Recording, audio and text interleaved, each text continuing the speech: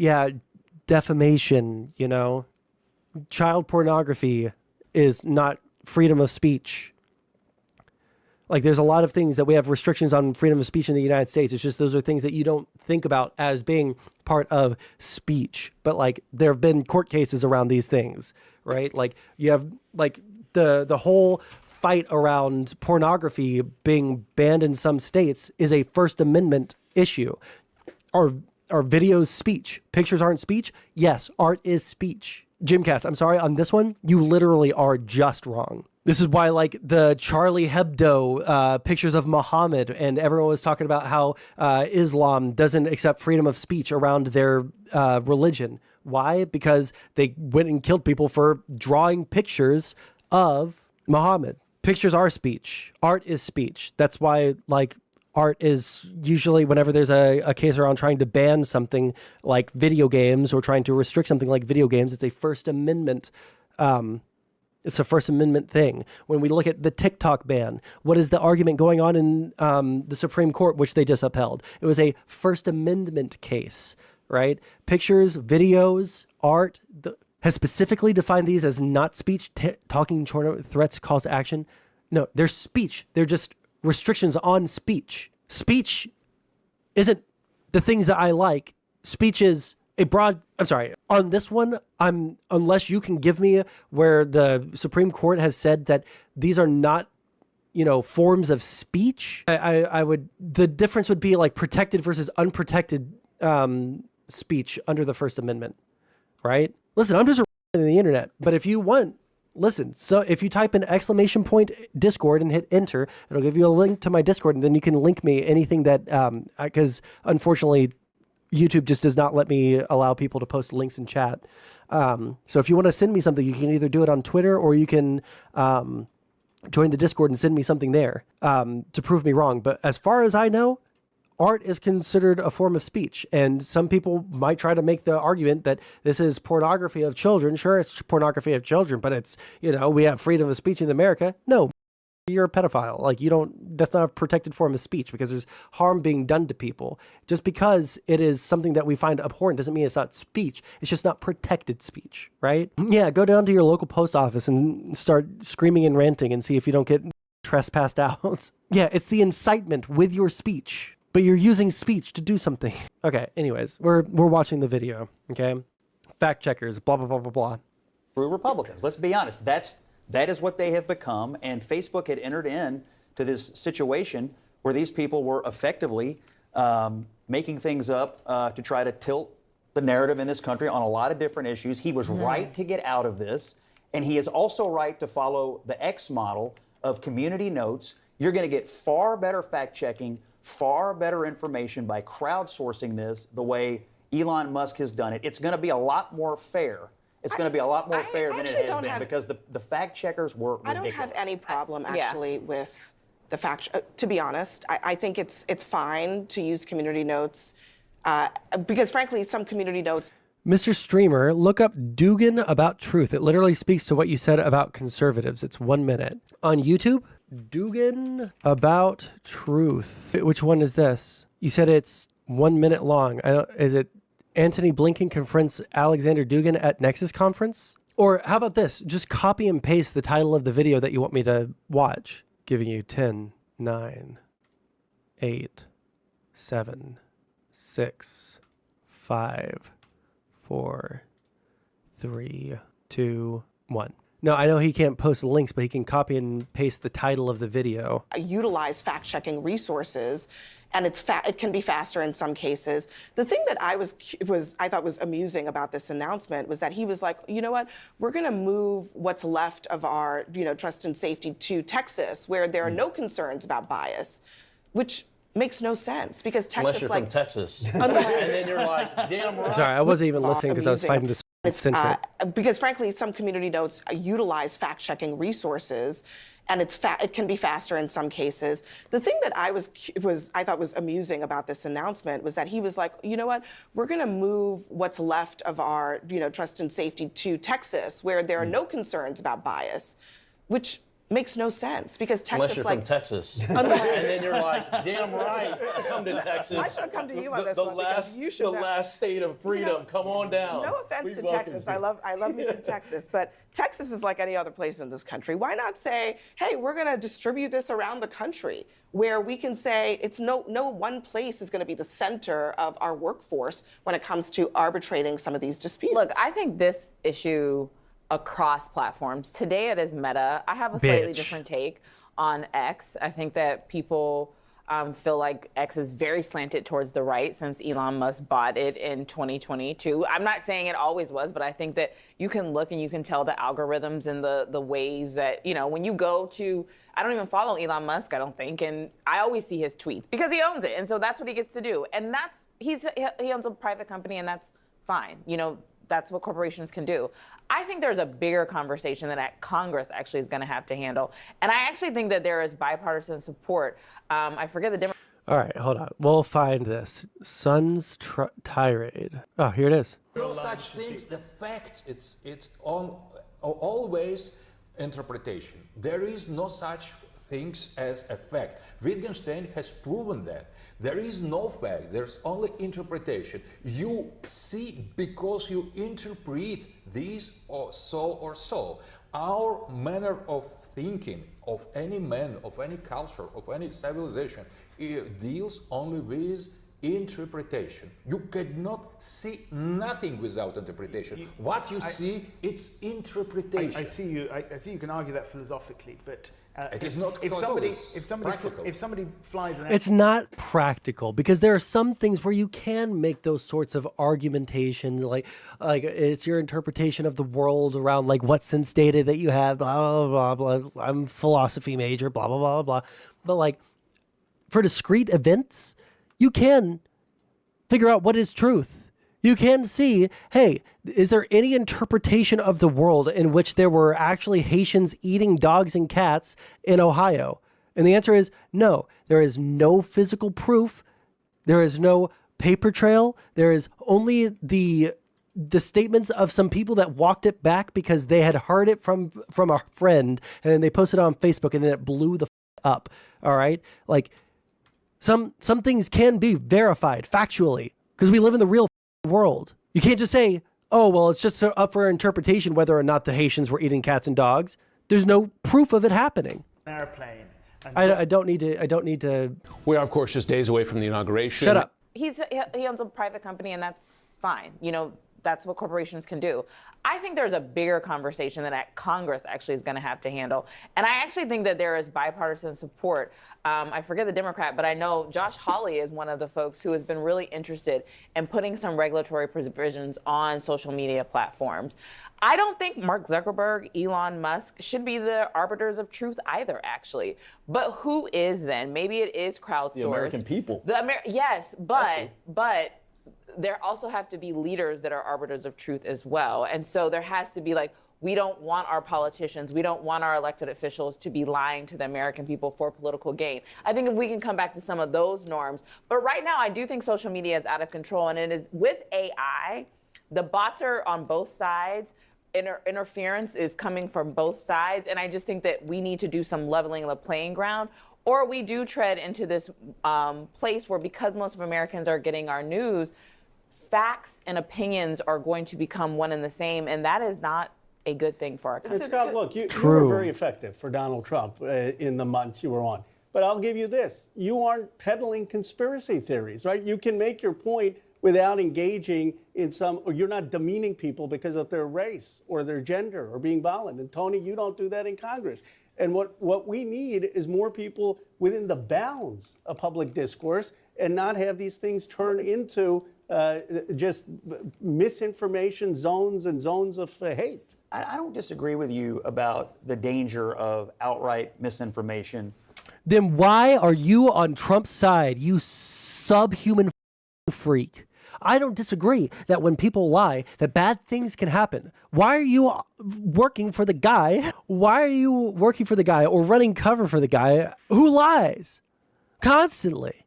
It's literally just like lies. And even when it's proven to be a lie, he's like, yeah, but it still happened. Yeah, I might have lied then, but it's real. Like, this is where we're at, dude. But you don't even watch Trump? How do you know he lies? I do watch Trump, Jim Cass. What are you talking about? I'm a political who spends his life watching shit happen. 1 second. Do you watch the Raw? Yes, I watched the entire, like, that press conference that he gave the other day where he was talking about invading Greenland, possibly. I watched that entire thing without anyone's commentary over it. I watched the entire thing live. I watch his speeches. I listen to what the President of the United States says, and I'm appalled. I think for myself, believe it or not, just because I disagree with you doesn't mean that I'm just listening to people who are evil and want to destroy the country. Maybe I also just like listen to Trump and also believe that he lies about so much verifiable shit for no reason. It doesn't make sense. It doesn't make sense. He doesn't lie as much as you make it out to be. He does. First off, he does lie as much as I'm making it out to be. And it's constant. It's literally constant. And he acts like a crybaby whenever someone tries to press him on shit. He cries like a when people are like, hey, you said this thing, but it doesn't seem to be true. He's like, actually, this has been a very mean conversation. You've been very combative, but I'll still do it anyway because I like to tell the American people, what I want to do. But you've been very rude this entire conversation. When they're like sitting there, the entire conversation, the second that they push back on him at all, maybe that's just what he believes as you do. They point out something that he blatantly lied about, and he just says, no, that's not a lie. It's not a lie. Fake news, what you're saying. Fake news. Acreal. Well, I have to walk out of the room. Can you find that Rebel Mango is kind of referencing it here? That debate, like post-debate versus Biden, where it lays out the lies that Biden told and the lies that Trump told? Yeah, look at the lies about the 2020 election. Literally every single thing that he said post-election day was a lie. All of the shit that he said about mail-in voting was a lie leading up to the election, and then he lied about it more after the election. He lied about literally everything to do with the 2020 election. He still says that it was stolen, and then he said that there was voter fraud in this election, and they were trying to steal it from him this time, but this time it was too big to rig. Jesus. Okay, 1 second. We have a sick cat, and I have to go check on her. Make sure she's not pissing more blood. Cat still breathing, still pissing blood, but still breathing. Okay. Why don't they do these analyses on as much on other politicians as they do on Trump? Let me ask you this.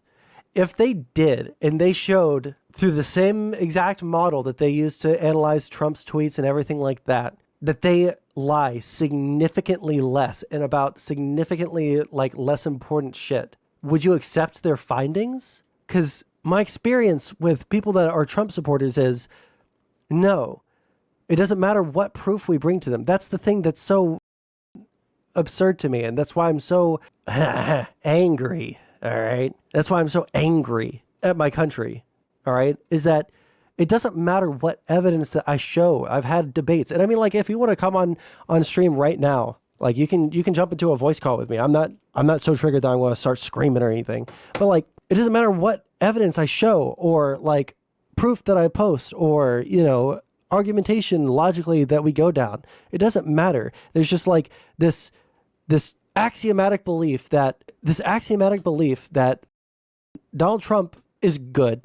Democrats are bad. If a Democrat criticizes Trump, that's bad and obviously wrong. Like they would find the same amount. Unfortunately, I would put a bet because I'm poor. All right. I would bet every single cent in my bank account. I would love to double my money. Unfortunately, there's nothing that we can do to actually prove. All right. But I would bet literally every cent in my bank account to double my money that they wouldn't be able to find the same amount of lies as Donald Trump spreads. That's because you trust based on authority? No, Jim Cass, I know this is your first time here. I used to be a full-time streamer. This used to be like my full-time job. The reason arguably one of the biggest reasons why I lost like the platform that I had is because I was railing so hard against left-leaning people lying about shit all the time too. All right.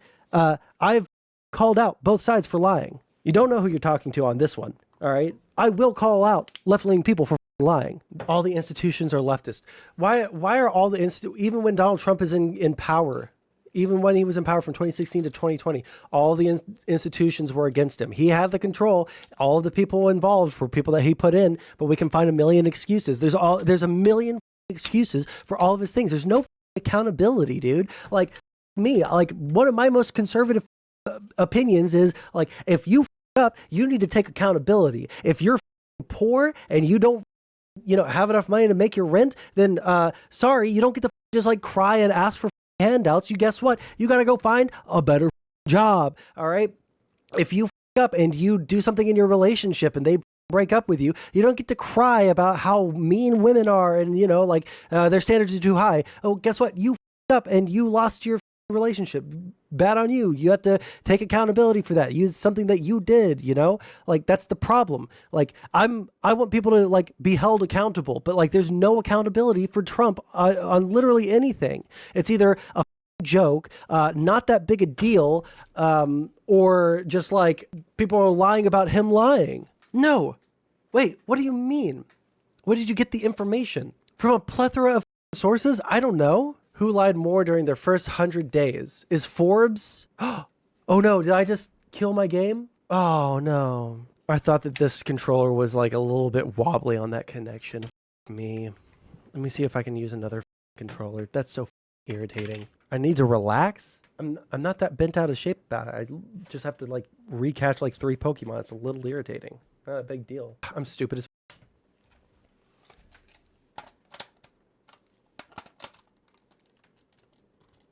Maybe this one's like more secure with that connection. Maybe. Yeah, I'm sorry. I'm gonna keep on going over the video. Like I can't. There's a mismatch of. Wait, hold on. I didn't see the game in there. Why? Yeah, I'm sorry. I'm not gonna like engage in this conversation like as much as I have been, just because like I need to go into and finish a video. But like if you want to jump into the Discord, I'll drop everything. I'll talk to you on Discord, but like the delay between what you say and what I say, and then you're responding to other people, and I don't know if you're talking to me. Yeah, well, tell me if you want to jump in Discord. Otherwise, I'm just going to watch the video for right now, and then after that, we'll talk. Come on, game, please work. Why is it not registering my game? Me, Jimcast, you realize that what we're doing right now is we're watching a video about. We're talking about how Meta is bending the knee to Trump because he threatened to throw Zuckerberg in jail, right? Is this game going to recognize that I have a game in here now? Please? What controller do you want me to use? Me. Use the original controller, I guess, and we'll just be like extra careful with it. Can't set it down for a second. Or even hate. I am concerned about who and what kind of people get to set those boundaries. And what conservatives have become concerned about over the years is that full institutional control of information distribution hubs seems to have been on the left. And now the liberals are howling about what Zuckerberg has done today because, there's been a bit of a bounce back or a pullback from the left having full control of the boundaries of the discourse. I'm in agreement with you that misinformation and blatant disinformation is bad. But you have to admit, some of the things that we were told was mis and disinformation over the years turned out not to be, and you got in big trouble if you decided to go outside those boundaries when the institutional elites were telling you to stop, or worse to you. Let me give Meta some credit here. Here's what I want. Can I get like an example? Can I get an example of like the fact checkers just lying, getting people in trouble for lying about, for telling the truth about something that the fact checkers said was false, and people are like having their lives ruined over these things, like, and because like all of the things that happened under the Trump administration seem to be the Democrats' fault, right? All the things that happened while Trump was president, it's all Democrats' fault. I didn't even plug in the controller because I'm a like the Twitter files, guess what president that happened under, right? Like all of those requests came from Trump's government, What the happened to my expansion pack, dude? What the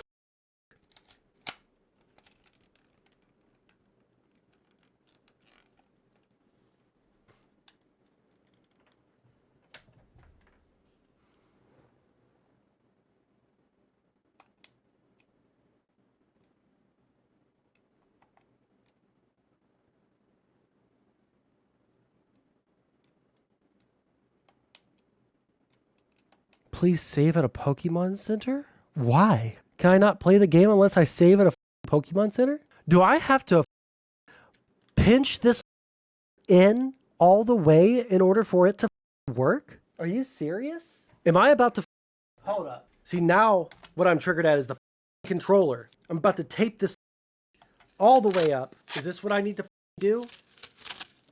Just to have a functional game? I just realized I do have a plan B. I have the Game Boy player on the Super Nintendo. Okay, let's see if this works though. Okay, sent DM of an Always Sunny meme. Let's see. I'm finished, guys. I'm finished. Now, this is all about making myself credible in your eyes again, and I'm going to do that by admitting that evolution is a lie! God damn you, Mac! Yes, please do, Mac. I can't watch. It's gonna get me. It's gonna get the stream taken down on YouTube. But yeah, I know. You know, I love my family. Rock, flag, and eagle, right, Charlie? He's got a point. No, he doesn't. What?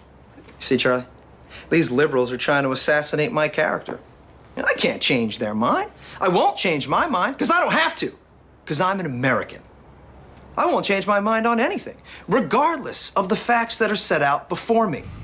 I'm dug in, and I'll never change. Mac, look, you're wasting our time. You're not going to get us to not believe in evolution. And why is that? Because the smartest scientists in the entire world all agree that it's real. I'm glad you brought that up. Because, Mr. Reynolds, science is a liar sometimes. Oh, boy. Okay. This is Aristotle, thought to be the smartest man on the planet. He believed that the Earth was the center of the universe, and everybody believed him because he was so smart. Until another smartest guy came around, Galileo, and he disproved that theory, making Aristotle and everybody else on Earth look like a... Okay. Copyright issues. Let's keep going. They publish the changes to their policies online. You can see what has changed. One of the things that's changed is now struck from the Meta policy is that dehumanizing speech, including calling people certain objects, including women as a household object or property, or objects in general, black people as farm equipment, transgender or non-binary people as it, that has been taken. Guys, we finally saved America, guys. We finally saved America. How did we do it? We got the ability to call women dishwashers again, dude. We got the ability to call women dishwashers again. And black people cotton pickers. Now America is saved because Mark Zuckerberg has explicitly, and this is what's so funny, okay? We have examples of newly permissible speech on Facebook and Instagram highlighted in training materials. These are things that they say explicitly are okay to say now, okay? Immigrants are grubby, filthy pieces of shit. Gays are freaks. And look at that tranny beneath a photo of a 17-year-old girl. These are now beneath a photo of a 17-year-old girl. These are now acceptable. This is what the free speech that we wanted, all right? This is what is going to save America, all right? We have finally put our fingers on the pulse here at Meta. We've put our fingers on the pulse of the average American who just wants to say that gays are freaks. They really listen, where America is right now, our finger is on the pulse. We want to make sure that women get called dishwashers. And now we're there and America is saved. This is the battle that we should have been fighting all along, liberals. And the fact that we haven't been fighting this fight just shows how out of touch we are with America. Out of the policy. So that is now allowed, I guess, to describe women as household objects and black people as farm objects. Well, what's the point of this? The fact that let's look at how this was announced today. This was announced on Fox and Friends. It was announced following a kind of month-and-a-half long campaign by Meta, by Mark Zuckerberg, to curry favor with Donald Trump. He went to Mar-a-Lago. He donated to oh my God, we're so far back. The Trump inaugural. And Mark Zuckerberg has hired Republican political advisors. They elevated a Republican political advisor to be in charge of their political office. I guess it broke.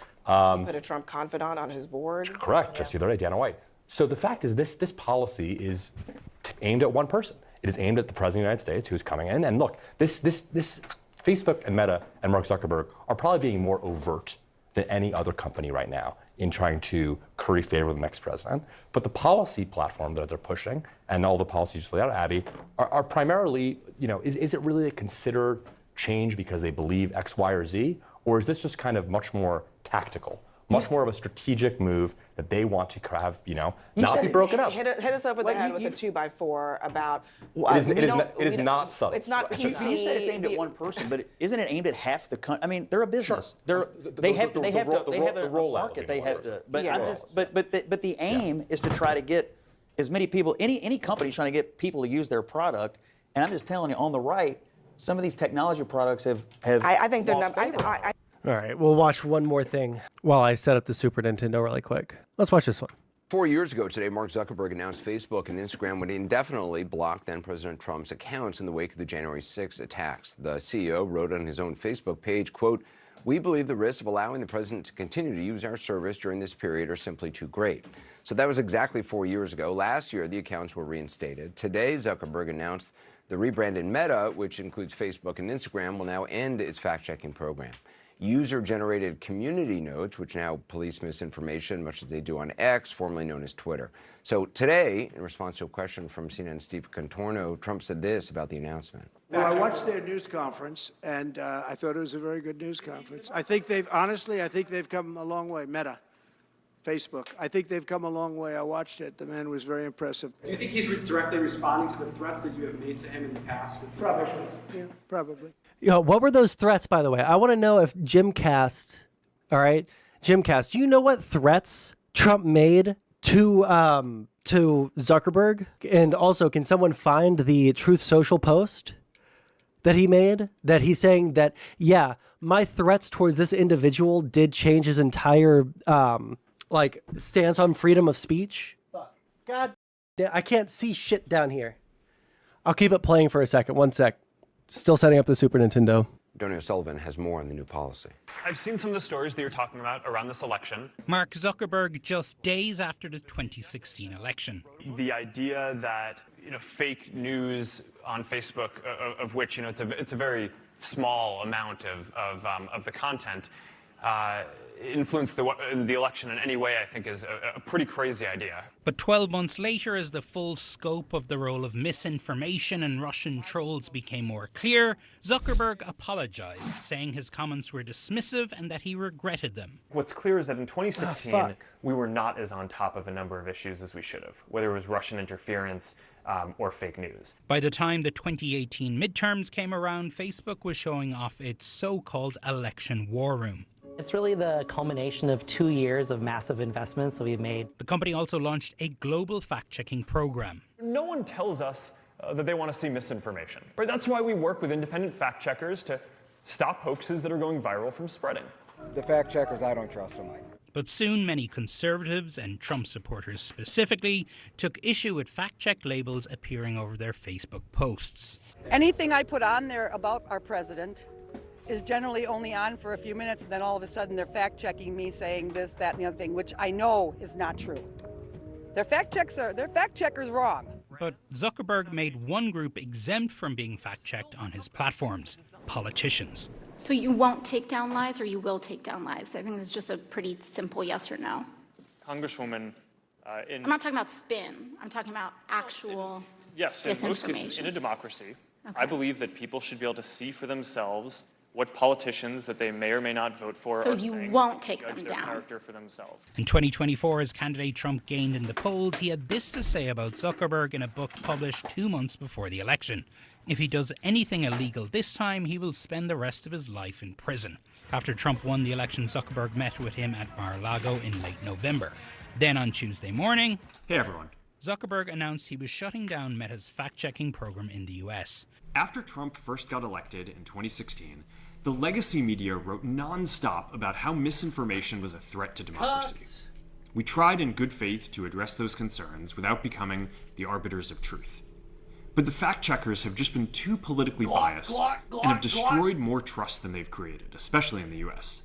Too politically biased. That was a very disappointing thing to hear. Alan Duke, a former CNN journalist, runs a fact-checking organization hired by Facebook. If in the 6 years that we were fact-checking for Meta, we had been politically biased at all, they never said anything.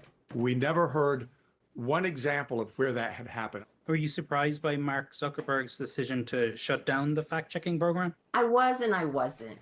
There's been a lot of political pressure on journalists generally and fact checkers specifically from the Trump administration and its supporters. I'm surprised that the tech platforms in general are being so accommodating to the government. And Anderson, look, I mean, it is pretty clear that Meta and Zuckerberg are trying to placate Trump here in many ways with a lot of the moves they've made in the past few weeks. But if you really track what Zuckerberg was saying over the years through 2016, 2020, you could tell his heart was never in this. He never really wanted to have Facebook in this position where they were applying these fact-check labels. So although this is a huge change, a seismic change for the rules on the platform, and remember, billions of people use this platform around the world, millions here in the United States, for Zuckerberg himself, I mean, I do think this is going back to the roots of how he sees this platform, which is a bit hands-off. Yeah, well, there's also an economic incentive, which we're going to talk about right now. Tony O'Sullivan, thank you. Perspective from Scott Galloway, professor of marketing at NYU Stern School of Business. He's also host of the Prof G Markets podcast and co-host of Pivot with Kara Swisher. Scott, what's your reaction to this decision by Meta, especially the timing, the political backdrop, obviously? Well, the timing's pretty obvious. This was, I mean, essentially, Mark Zuckerberg's one of the most brilliant businessmen in history, and we should stop using the term stakeholder value. It's all about shareholder value, and this will reduce their safety and content moderation budget, which was $5 billion in 2022. So if they can cut that in half without the need to moderate content and reduce their safety and security team, at a PE of 30, you're looking at a $75 billion increase in market cap. This is $10 billion. Take the real estate case. No one has complained. The feds didn't want to take the case because there wasn't one. Well, there wasn't a federal case. Sorry, that's all I. Yeah, like the reason the feds didn't take that case is because there wasn't a federal case. There was a state case, but like the feds can't just like start a lawsuit based off of state laws. It crosses state lines. I didn't pay as much attention to that one as the other ones, but I'm pretty sure this was just real estate that was in New York State, right? Here's like the only question that we should be asking this dude is, if we can't trust fact checkers and we can't trust any media, who can we trust? Can we trust fucking Joe Rogan or some shit like that? Or do we just have to take what Trump says at face value? Why is it always trust but verify when it comes to, the government or Democrats, but not when it comes to Trump? He lives in Florida and did it in New York. I thought that at the time that he was doing these things, this was over his stuff. Wait, doesn't he live in New York and in Florida? Has always been in Florida? I don't know. And I don't care about this part of the conversation. I don't even know what the you guys are arguing about. In Zuckerberg's pocket, the more meta effect, if you will, is it'll weaken democracies. One of the keys or the three pillars of really strong democracies are trust in our institutions, shared values or shared stories, and social networks that have a lot of trust. And this will weaken all three because the level of misinformation is about to skyrocket across the mediums where between 1/2 and 2/3 of Americans get their news. I just want to play what President-elect Trump said today at Mar-a-Lago when asked by CNN's Steve Contorno about the Meta decision. I watched their news conference, and I thought it was a very good news conference. I think they've come a long way. Meta, Facebook. I think they've come a long way. I watched it. The man was very impressive. Steve also asked him if Meta's decision to get rid of fact checkers was in direct response to threats he's made to Mark Zuckerberg in the past, and Trump said, yeah, probably. I mean, the extent to which a lot of these tech billionaires are kind of following or trying to play catch up, I guess, with Elon Musk and making inroads with the new administration. The best investment, the best trade of 2024 was Elon Musk put $250 million into the Trump campaign. And since then, the value of his companies and his stake in those companies is up by about $140 billion. So that's about a 5,600% return. And that's not any change in in Tesla, in the output or anything. Nothing to do with the company. Right. Nothing to do with their operating margins, their innovation, their sales. It's based on a general assumption that America has become a full kleptocracy like Russia, that the largest, deepest pocketed customer in the history of our modern economy, the U.S. government, will effectively is now pay to play and will shuffle contracts, monies, and impose regulatory punishment on the competitors to the companies who do not invest in the Republican Party or in his inaugural campaign, as evidenced by the fact that very few of these tech executives invested in the inaugural campaign fund for Biden, and they are all doing it for Trump. We have gone full kleptocrat. And if you don't think this hurts everyone, this raises prices, and for the little guy or the companies that don't want to engage in this type of pay for play, it hurts them. This will increase prices and weaken our democracy. This is absolutely no different than how Putin became the wealthiest man in the world. Do you think this is a long-term change in the political direction of these tech companies, or would they shift course when the president-elect leaves office?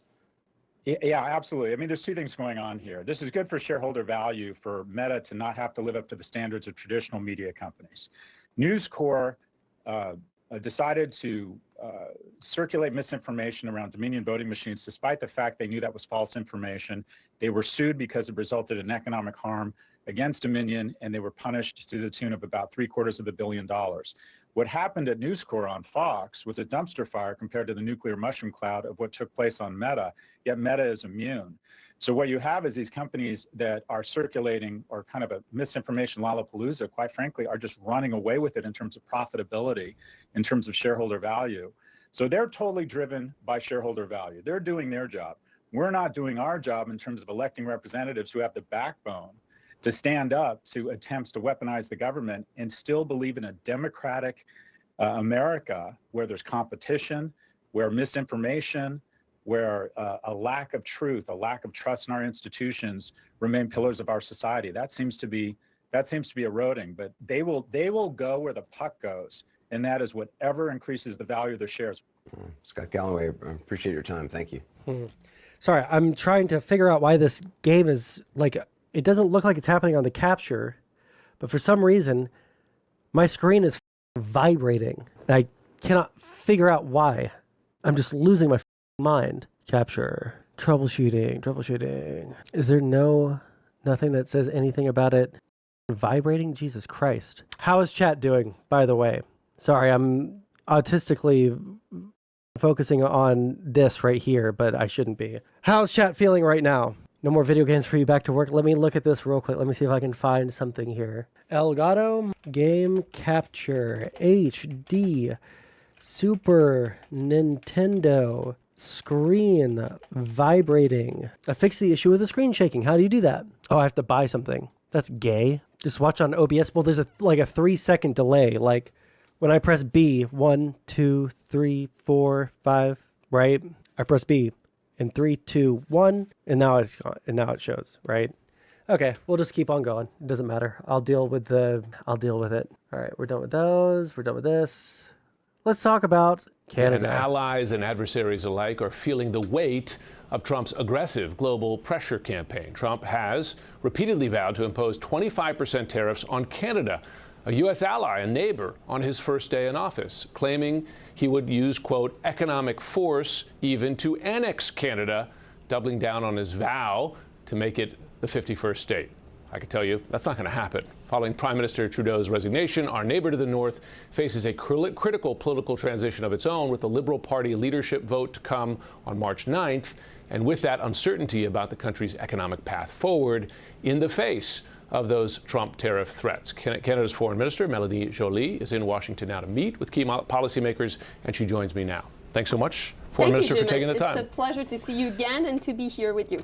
So you're here in Washington to meet with lawmakers, including Republicans, to talk about this tariff threat. My first question is this. Imagine bullying your allies. Well, don't you know that if they don't literally bend over, spread their ass cheeks, and let Trump them live on TV, they're not an ally of the United States, Testicle Johnson? Yep. Because sometimes people say, well, Trump, that's bluster. It's a extreme negotiating position, then he moves towards the middle.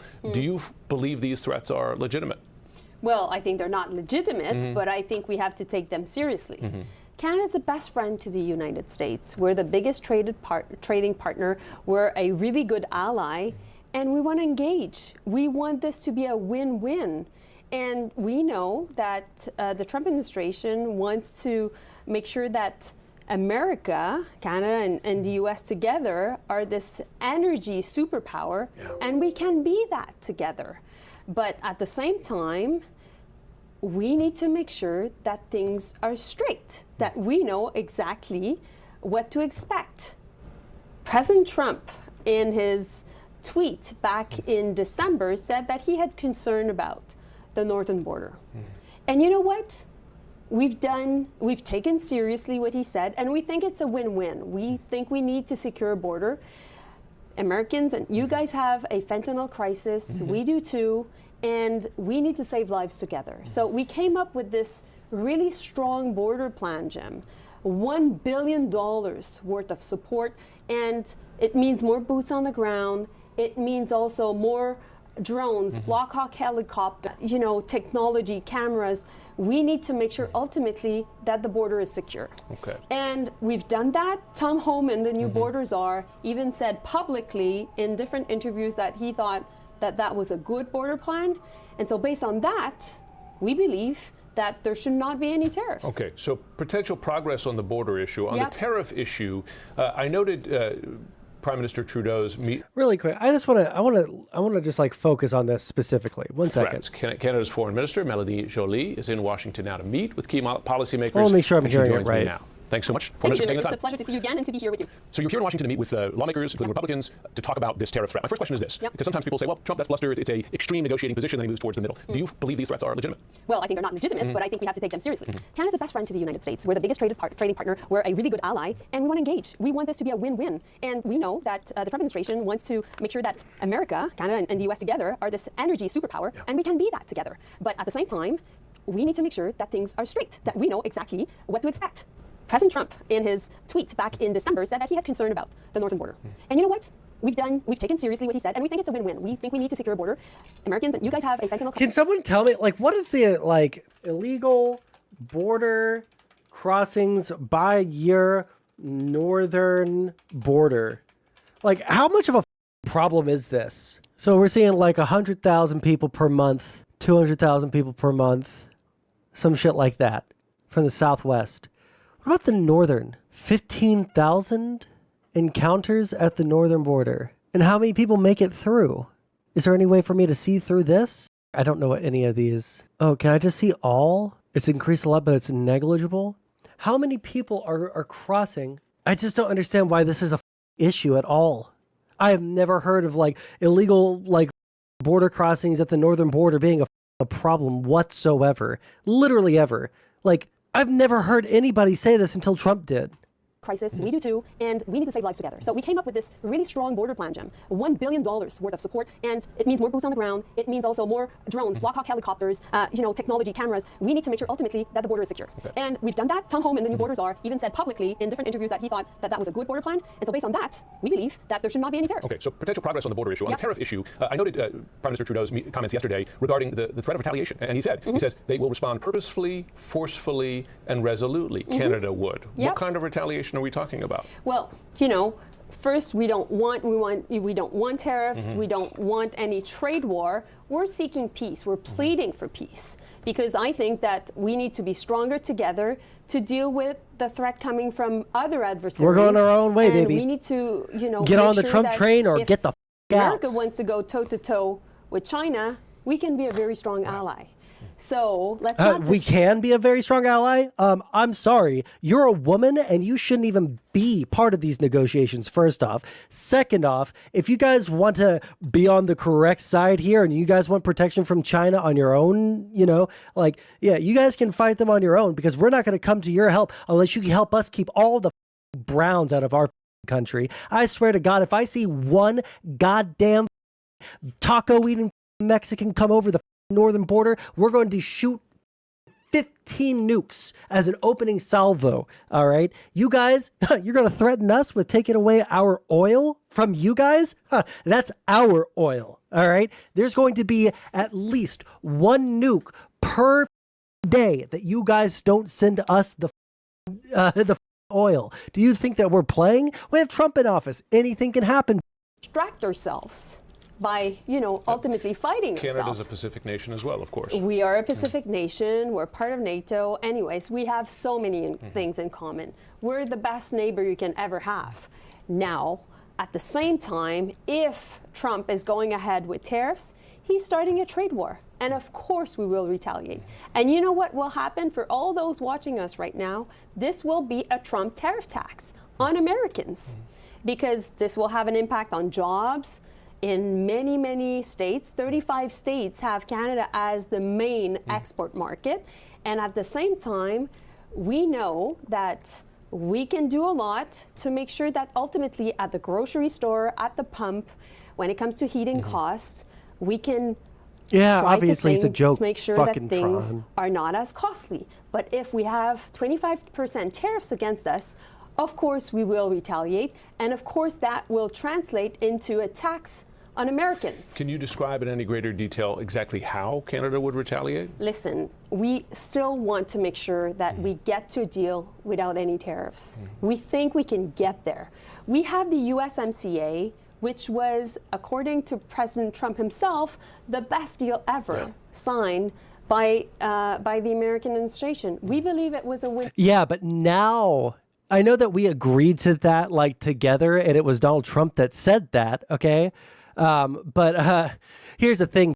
Now we want more. So you don't really get much of a say. We want more, and you will either fall in line or we're going to ruin our relationship with you permanently. Win.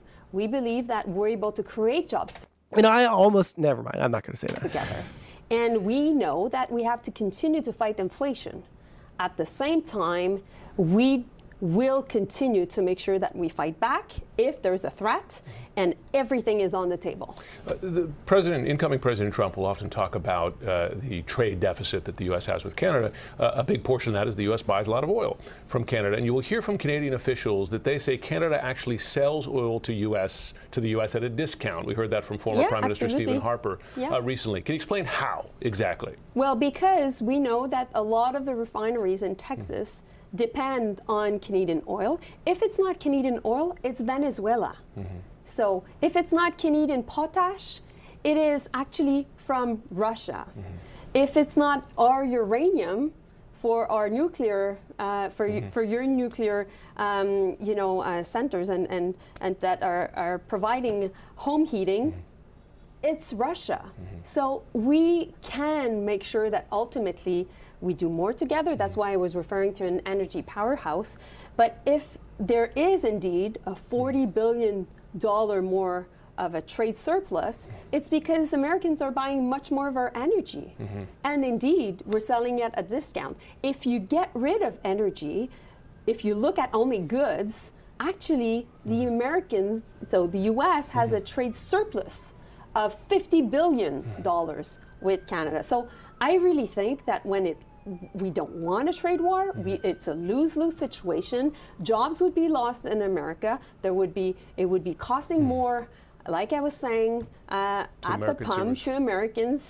And at a time where ultimately what Trump has been saying, what President-elect Trump has been saying, is he wants to make sure that lives are more affordable here in your wonderful country, and we can help you to do that. And listen, he ran on inflation effectively. I want to ask you before we go about Trump's repeated proposal, if you want to call it that Canada become the 51st state. Now, I know that's not going to happen. I've lived in Canada myself, and I know that polls show that the vast majority of Canadians have no interest in that. But let me ask you, as a native Canadian and the foreign minister representing the country, what's your response to that offer from the incoming U.S. president? We can be the best ally. We will never become a state, and we will never be a colony. That's a straightforward answer.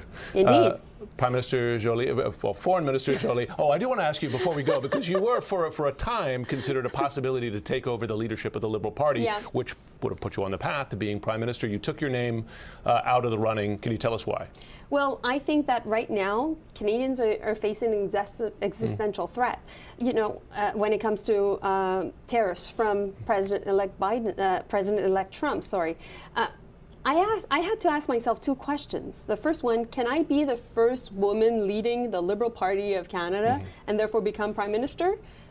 I said yes. but can I leave my responsibilities of being the foreign minister at a crucial time in our relationship between the US and Canada? No, and I can't do both.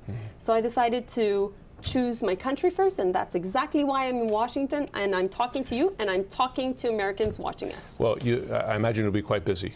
Foreign Minister Jolie, thanks so very much for joining us. Thank I understand it on your birthday as well. Yes, thank you. Thank Appreciate you. it. Thank you. Jesus Christ. I kind of want to see, I almost at this point just want to see Trump do everything that the conservatives want him to do, just to see what happens, right? Like, I want to see what happens when Canada starts charging us full price for oil. I want to see what happens when they start slapping tariffs on us. And I want to see who they blame, right? They're telling us exactly why they're adding these tariffs. They're telling us exactly what's going to happen when these tariffs go into effect. Everyone's saying this is what's going to happen. Trump's tariffs plan is a really bad idea. It's going to hurt American people. I want to see what happens. I want to see how they twist and turn and finagle themselves in order to say that it was actually the Democrats' fault that all of these economic woes are happening. You know, that's where I'm at right now. Like, we just had like how long was that Gymcast person arguing in chat for? Like an hour or more? How long until we start seeing people like that trying to defend the economy getting worse under Trump because he's getting everything that he wants? Like, obviously, in my like heart of hearts, I don't want that to happen. I don't want to see people suffer and like get poorer. I mean, I'm poor. I don't want to like struggle more than I already am because, but like the idea that like we can just like blame all of the world's problems on Democrats when we can look like pretty directly. We can look pretty directly and see like, man, Trump is like being really aggressive towards people that want to be our friend. They're like saying, yes, we want to be your friend. We are giving you a good deal on this energy. But if you're going to with us, we're going to have to with you back. Like, what happens when what happens after they do that and we're hurt for it with immediate effects visible, right? Tariffs will be like pretty immediate, I'm pretty sure, in how it's going to affect prices. How long will it take for them to find a way to blame the Democrats for this? It's just insane. Let's see what else is going on elsewhere. Oh, what's Rezzy doing? I can kind of see like I don't want to sell those. I want these. I can kind of see the whole he's like Lucari's just kind of jumping on this to, get a little bit of like points and shit. You know what I mean? I can kind of see that. So, but be in good faith and cordial. Because like I hate to say it. Does is he seem playing like this or is he chill bands? I think it's like not. Why is he playing crazy. WoW? It's not that weird. It's just lame. Like, who cares? Source of shit. Did I get enough silver to buy? Oh my god. Why the f are you playing this one? But as, WoW? Time has progressed and more stuff has happened, and I've thought about it more. Interacting with Destiny is just a good decision if you're A not involved. viewer played for a couple of months for him. I don't know if Cringe. That's true, because I think I can't stand like aspects of your life to be just a level of logging that probably. I can't stand WoW. I've tried to play it like 5 times. I've tried to pick it up like 5 times, and every time I get to like level 40 and I'm like, I'm bored. I'm playing on private servers. I'm sure that if I had like a group of people where there was like defined things that we were all going to like sit down and do it all at the same time, that it might be fun, but like, I don't know. I think I would only do it for stream. I can't think of anything else, any other reason. Oh yeah. What, can someone explain to me what is going on with LonerBox? Is there like a video that he put out? Everyone's saying that he's quitting LonerBox, taking a break from political content. I saw a clip of him saying that he was just like taking a break like indefinitely. Is that true or no? Does anyone have a link to like the bit where he was talking about that? Because I'd be interested to see that. That's sad because I think that of all the people in this space, I would say probably LonerBox probably has the highest level of integrity. Like LonerBox does feel like the kind of guy that actually says what he means. I don't ever get like a grifter vibe from him whatsoever. I don't get lying vibes, you know. Well, the rumor is, wait, the rumor is what? What do you mean the rumor is what? That Destiny hooked up with Pixel or whatever, Pixie? Oh, I didn't know about that. Jesus Christ. I swear, like, one thing that's so, yeah, it's a rumor. I'm not going to, like, go around and, like, take that as fact. I'm not, like, a huge drama farmer anymore, okay?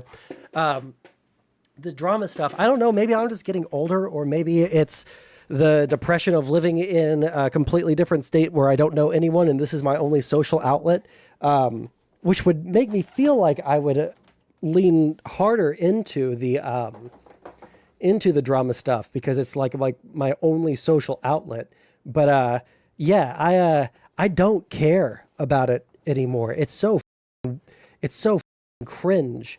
Like, I feel like the drama stuff used to be so much fun, but now it's just like, oh, people are having sex, right? And people are having sex and it hurt someone's feelings. And I guess I just don't care about it anymore, which I want to say it kind of sucks, but also at the same time, you know, like, 'cause it would be great for content and like everyone like gets into fights and like jumps on each other's streams. And I wish that I could just like jump on people's streams and shit. And talk about the drama and shit, but like, it's just like super not interesting to me. Maybe it's just because I've stepped out of the drama environment for so long, that it's like trying to catch up on a TV series by like skipping a season and a half and then jumping in the middle of season like 4 after only watching season 1. Maybe that's what it is. But like, man, the drama shit is just super not interesting to me anymore, you know? The loner one doesn't feel fun though. Yeah. Like even all the Destiny stuff, like I don't care that much about. I'm finding it harder and harder to get through a Destiny video nowadays. Not because I think it's literally just because of the sorry, I saw Rakasan's name and I haven't seen Rakasan in my chat for forever and it completely lost my train of thought. Super Game Boy, or the GBA player for the GameCube? Super Nintendo, because my Nintendo 64 was not registering the game, which is really irritating because I do not want to buy another Game Boy pack for my Nintendo 64. I've had the same one since I was 4 years old. I do not want to buy a new one. But anyways, so this is the Super Game Boy on the Super Nintendo. Yo, I could play it on the GameCube and I would get the full color and everything. But then that would mean that I would have to unplug everything and replug in the GameCube. But that wouldn't solve the vibrating image on my end. Jesus. KingCobraJFS? I've never heard of that. King Cobra. Oh, wait, hold on. KingCobraJFS. Wait, which is his channel? I'll watch one video. Wait, isn't this... Why does he look like the What If Alt Hist guy, but like if he was on meth? Tell me what the best video to watch is and we'll watch that, okay? I always wanted one of those Game Boy players for the consoles, but I never got one. Listen, when I was my first year in college, I had too much freedom. Because I had too much freedom, I went around and I spent all of my disposable income on hunting down. I wouldn't go to like retro game stores because that took all the fun out of getting them. I would go on like Craigslist and hunt down these games. So all of these games, I was like digging through people's garage and shit, you know? So I feel like super accomplished. I like couldn't sell these things unless it was like the absolute last thing that I had to do in order to survive. Like I had to dumpster dive for this shit, you know? Mountain Dew boiled eggs. Mountain Dew eggs. Oh my God, it's only 1 minute and 47 seconds long. All right, let's do it like this then. Why is there one that's 2 minutes and 24 seconds and one that's 1 minute and 47 seconds? What's up, YouTube? We are doing some hard-boiled eggs. Now, yes, I did use Mountain Dew. Bro, holy shit, this is a stove from like 1948. What the is going on? This is a pre-nuclear age electric stove. YouTube, we are doing some hard-boiled eggs. Now, yes, I did use Mountain Dew. And yes, I did use some hot sauce from this bottle. This is a Pepper Patch jalapeno hot sauce. I got a Pepper Patch box for the holidays. So I figured I'd try it in a recipe. I just cracked open this bottle. So crack a bottle. Okay. Now what I did. God, I thought this video was almost over. It's only 30 seconds. God, this feels already like it's been 5 minutes. So I used some salt. As I filled it up to like here with water, so it's just barely over the eggs. And then I hit the rest with some Mountain Dew up to here. Threw in a pinch of salt. Why is he quivering so much? He's quivering in anticipation, dude. Look at him. He's quivering in anticipation. Barely over the eggs. And then I hit the rest with some Mountain Dew up to here. Threw in a pinch of salt. Just salted it. Brought the eggs to a boil. Sorry, it reminds me of the...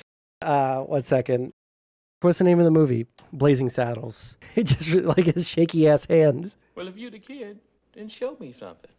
Oh, well, maybe a couple of years ago I could have shown you something, but today, look at that. Steady as a rock. Yeah, but I shoot with this hand. Boil and let it simmer for a bit on that boiling temp. And then after I added the salt and brought it to a boil, I topped it off with some fresh Mountain Dew and then threw in the hot sauce, but not before cracking the eggs with a fork on the inside of the pan.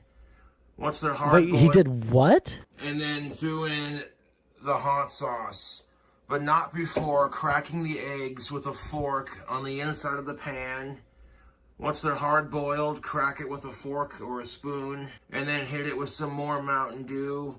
And then add in some spicy jalapeno pepper patch hot sauce, not a sponsor. Now I got it on a nice medium heat. We're gonna let those delicious little egg treats soak in that sugary Mountain Dew goodness. Hopefully it'll give it like a nice citrusy, spicy kick. That's Anyways. But yeah, hard-boiled eggs and some Mountain Dew. What do you do? What do you do? What do you do? It reminds me of the... What was her name?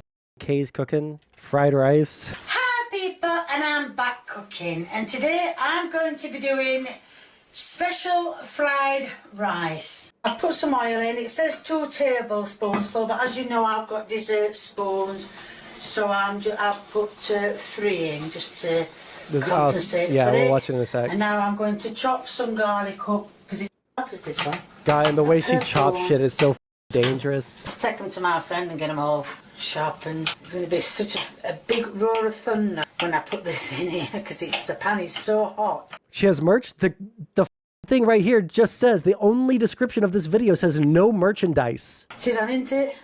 Yes, I have left it on. Oh dear. Well, not as big as I want to let down. As you can see, the garlic has now turned brown. It's so bad, dude. It's so bad, dude. And now add the rice. The raw rice, dude. The raw rice. That for a bit. That's what it says to do. Oh, I need a bit shit. more oil on this because it's Give me 1 second. The raw rice, I'm gonna dude. do it. The raw rice. So I've got to continually keep turning it. Right, as you can see, it's all turned nicely brown. Salt. 3 grains of salt.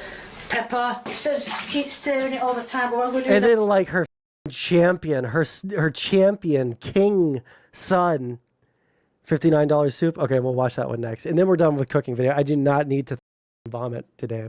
Yes. But watch, like, it doesn't matter how disgusting his mom's food is. He's always like, this is good, Mom. Thanks. Got your spoon. I don't know if you want a spoon of it. Whatever. I don't matter. Raw rice, uncooked rice. You can hear it crunch. What? You can't taste the garlic.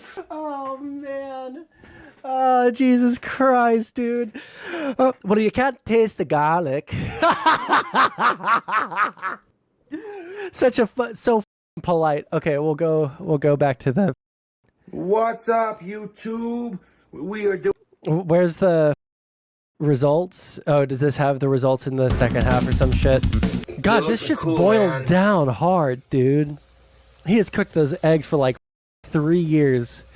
Did she ever put water in the rice? She did not. Almost done, YouTube. Let's look at these hard-boiled eggs to absorb that flavor. Remember, the water, I think earlier, the water was up to the rivets, right? Oh, it was above the rivets. The Mountain Dew was at the rivets. The Mountain Dew that he boiled it in was at the rivets. And he's boiled it down that far. These eggs have been cooking for like an hour, dude. Jesus, dude. Yeah, stab it a little bit. That'll fix it. That'll save it, dude. Look at these hard-boiled eggs. Absorb that flavor. Okay, yeah, okay. We're gonna cool them off and we'll try them later. Why are the eggs brown on the inside, not on the outside? The eggs are brown on the inside, not on the outside, dude. Dude, I hate this shit so much. Putting the cracks in them, got the cool grooves in it. Let's see how I do. And of course he has to look like that too. Time to go protest with the other Sondsol. Stop watching terrible food videos. I think I will barf. Listen, first off, I don't even know what's going to happen on Monday with the inauguration, since they're moving it inside. So unfortunately, Trump will not be catching pneumonia by talking for too long. Like, who was it? President Harrison or some shit. So we can't even hope for that. He's going to be in the rotunda where his sycophantic subhuman freaks followers stormed the Capitol. He's going to be in the rotunda where they were walking through with all the stolen loot that they had. Just super great. $59 soup. Okay, Rakasan. Also, Rakasan, don't you hate me? Wait, is that the Eggy Goon guy? The Goon Cave singer? Wait, hold on. I don't want to play this while my mom is in chat. Never mind. That's totally. But this is the Goon Cave guy, right? It's absolutely him. The march is right now. What are you talking about? Is there a march right now? I've let that go. I don't even remember what it was about. Don't remind me, or I might hate you again. Just kidding. But you're saying there's a march going on right now? Let's go to news. Anything on the news? I need to know what's going on in the world. Well, we've spent the entire stream thus far talking about the news, and it's just depressing. Everything is bad. That's the state of the world. What about live? Wait, Ico is live and it's not 2 a.m? That's crazy. Well, tell me the name of something that's happening, like what to search so I can see if there's like a video that we can put on, but I'm not watching this whole video. What is the weather? It's actually not that crazy cold outside. What's the weather outside? 46. But by Sunday, the high will be 37. So, and then on Monday, the low is going to be 11 degrees and the high will be 24 degrees. There's a 90% chance of snow on Sunday. Okay, we're 1.5ing this. Waiting on my money to come in from Etsy so I can do my next food hack. It's not my birthday. If you're going to be stupid in the comment section, you're just going to get banned. Am I drinking today? Maybe. Okay, but you guys can't tell me that this guy is not like a methed out version of the what if alt hist guy, right? There's a lag between the TV and the phone? Really? Well, I don't know how to fix that one. My food hack comes first, though. Because I got an idea for a custom-made soup that I want to do on YouTube. But it's going to cost a pretty penny, so, yeah. I'll get like $59, I can pull that food hack for YouTube. Shockingly, this guy doesn't do meth. He's a raging alcoholic. It's your boy, KingCobraJFS. We're going to make a delicious bowl of soup. And it starts with a humongous bowl and some butter to give it flavor. We're going to take some Country Crock Original and we're going to throw in a couple of... There we are. Start off with that. Flavor our... We're going to take this bowl of butter spread and we're going to microwave it. Yes, microwave it, I say. Yes, YouTube, we're going to melt that butter. We're going to melt the butter and we're going to make sure we have some of this Dorito. Clean bowl not required. Sorry, I was looking at my game for a second. Flavor our... This guy, well, this is the Booglum Chronicles, so that's not his channel. 110,000. There we are. Start off with that. Flavor our... We're going to take this bowl of butter spread and we're going to microwave it. Yes, microwave it, I say. Yes, YouTube, we're going to melt that butter. We're going to pretty good. And then we're going to take some of that Doritos cheesy dip. A little bit in there like that. There it is. There it is. And of course, we're going to pour in some Frank's Red Hot Buffalo sauce. Oh, so this is $59 soup, as in like he bought a bunch of like cheap shit ingredients that cost $59 altogether plus the ramen. Around. Okay, yeah. But they were out of sharp, so they gave me a medium, which will work just fine. A little caffeine to pep my senses. Please don't pour that in there. We have 2 different kinds of soup. Oh, I thought it was going to be ramen. New England clam chowder and a steak and potato soup. This is ridiculous. This is ridiculous. Like, at least with Kay's cooking, you feel like, okay, well, this might be crazy and she might be bad at cooking, but at least she's being real about it. Like, she's just really bad at cooking, right? And she's like earnestly trying her best, even though she's really bad at it. This right here, this is monstrous on purpose. I want to pour a little bit of each into our bowl of goodness. Just use the whole thing, dude. Wow. Yeah, I gotta shake it up eh? first. Right. Steak and potatoes.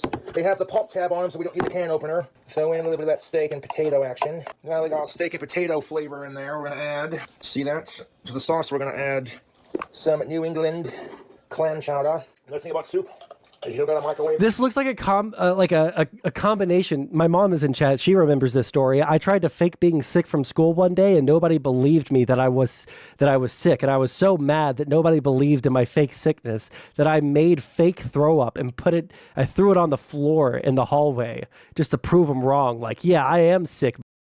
And so I made like this horrible concoction of ramen noodles and chips and all sorts of shit and just like mashed it together to make it look like I had been eating all day, and then threw up right before everyone got home. It didn't convince anybody, but this is like on the same tier as that, okay? The can like this is already cooked. I'm smart enough. Throw that in there. Goldfish, please. Do you think I'm a... Of course it went into the toilet. I just made it seem like I threw up in the hallway twice leading up to the bathroom, like I couldn't hold it, and then I made it into the toilet as well. I was stupid. We're going to add clam chowder next. The clam chowder is in there, just like that. Who are you, Potato Rocket-san? flavor. Stir it around. Why? Give it a good stir, YouTube. This should give us plenty of room to finish topping off. Yeah, you should have upped your game. Our soup. Give it a stir. Oh yes, this will be a very nice, hearty, cheesy soup. Shocker, I know. Real bacon bits from Hormel. But the fact that it was unchewed blew it. See, I tried to mash it up a little bit to make it look like it was chewed, but I guess I wasn't good enough at it. But of course you add bacon bits to it. God, this is a lot of liquid too, and a good amount of that is just butter. This one's empty. No idea how this is going to taste, but there's that. No idea how this is going to taste. So now we're going to have to microwave it, see? Some Lacrin medium cheddar cheese. Then we're going to... Okay, I get it. How should I say this? God, there's shit all over the counter, dude. Oh, he doesn't even put it on the stove. Somebody's got beer. We're going to have to open one of those cheeses melted on top. I want you to see the progress of this. Look how sexy what the f is he wearing on his head? Now I want you to see the progress of this. Look how sexy that soup looks. With all that cheese. Thank you, Rocket-san. Thank you. Thank you. It's a hat. Let's go. I can see it bubbling like a cauldron. Hot bowl. There we go. What do you people think? Look at that cheese. You know, actually, am I allowed to say this on even on YouTube? Like, there are some people that like they make food for like the content and shit. Like you say, he's genuine, but like in a karmically just universe, this food would kill him.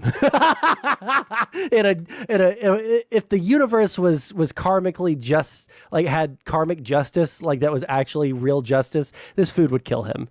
But easy soup goodness. Would you rock this soup? Buffalo wing sauce. Oh yeah, add some more. That'll save it.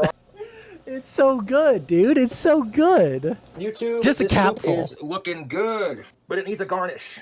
Besides those Doritos and all that cheesy goodness, I think we bust out the Triscuits. What do you think? Just kind of stick a couple of these. Yeah, let them soak in it. Wait, what flavor of Triscuits? Hold on, let's judge him for his taste in Triscuits. What do you people think? Look at that cheesy soup goodness. Would you rock this soup? Buffalo wing sauce. And we're going to garnish the top of it with a couple of... Yeah, we get it. But it needs a garnish. Besides those Doritos... Is this just like the nasty, plain Triscuits? The Triscuits. What do you think? The original, nasty. On the edge of our soup bowl. You know, I would rather gargle glass, okay? Glass shards, than eat an original flavor Triscuit. That shit's nasty as but the cracked pepper and olive oil shit, that shit right there, that shit's good, okay? I mean, is it the prettiest looking soup? Probably not. Is it unhealthy? Oh, hell yeah, it's unhealthy. See what I'm saying about presentation, YouTube? Look at that bowl of soup. Yeah, throw another one in there. Put some Triscuits in the middle for a little bit of crunch action. And there you have it, folks. Fun fact, this man has gotten laid more than once. It means that the incels have literally no excuse. King Cobra's spicy clam chowder, steak, and potato soup. I can't, with winter right around the corner. I don't need to see him eat it. I'm actually good on that part, okay? Oh, cool. Thank you. Thank you, Rakusan, for having this now be in my algorithm right there. Wait, what the what is this? The unbelievable lore of pregnant gay Luigi. All right, real quick before we keep going. If you're watching, please like the stream. Liking the stream helps me out quite a bit. You have no idea. Just liking the stream is super helpful. Liking, subscribing, etc., etc. Even had a threesome with a pregnant chick and paid her with a single cigarette. Oh, well, at least he paid the pregnant woman with a cigarette. You know, maybe it'll...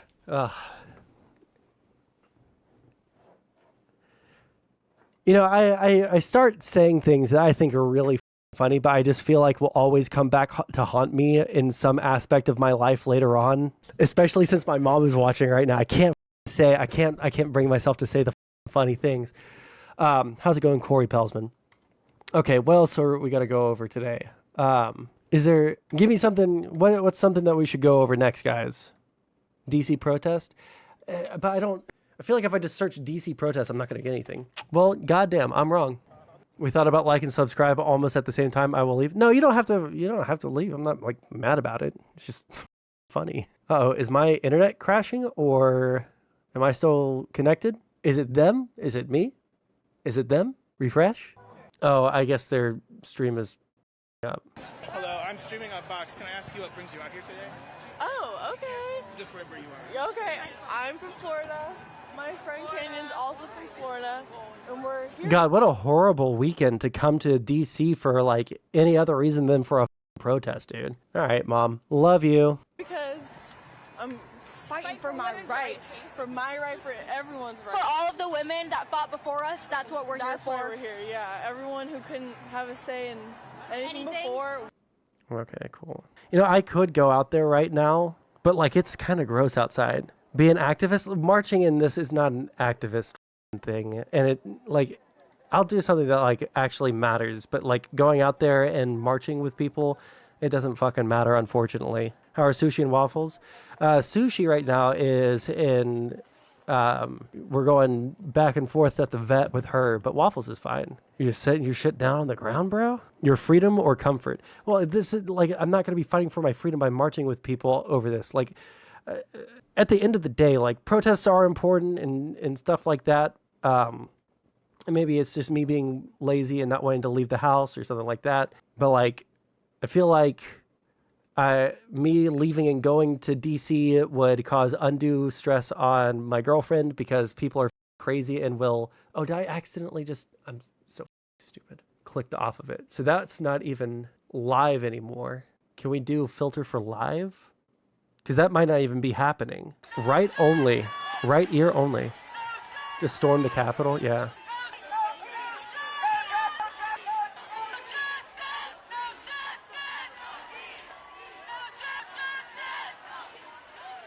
An hour delay? No.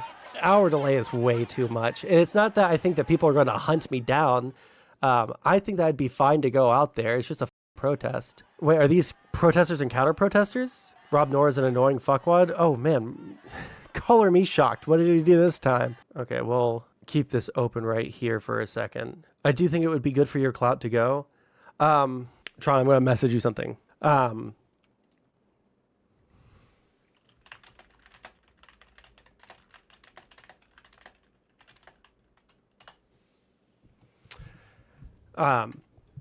Yeah, anyways. What is the march for? Does it say Inauguration 25, Live News, People's March in Washington? People's March in Washington. Which one of these will not be paywalled? Let's see what's going on here. People's March wraps. Okay, well, it's over now. It was over 40 minutes ago. Wrapped up late Saturday afternoon, drew thousands of protesters to the nation's capital to speak out in favor of reproductive rights, among other issues they feel will be threatened ahead of Donald Trump's second term. God, I cannot imagine, like, what is the temperature down in Florida right now? Wait, hold on. Palm Beach, Florida weather. Jesus Christ. It's 80 degrees there right now. It's freezing here. The mood of the march was different from that of the original Women's March, and the crowd far smaller. Speaker Monica Simpson, Executive Director of the Women of Color, Executive Director of the Women of Color-led Reproductive Justice Organization Sister Song, praised Black women's leadership in the fight for reproductive. I can't speak, but acknowledged fear at what lay ahead. I will be honest with you all, though. Simpson said, today isn't easy. Like many of my black women comrades, I am tired, I am angry, and honestly, I am scared. The audience listening to her stretched some of the way down the sides of the reflecting pool. Organizers have stressed that record crowds gathered for the 2017 march shouldn't be a yardstick for other protests.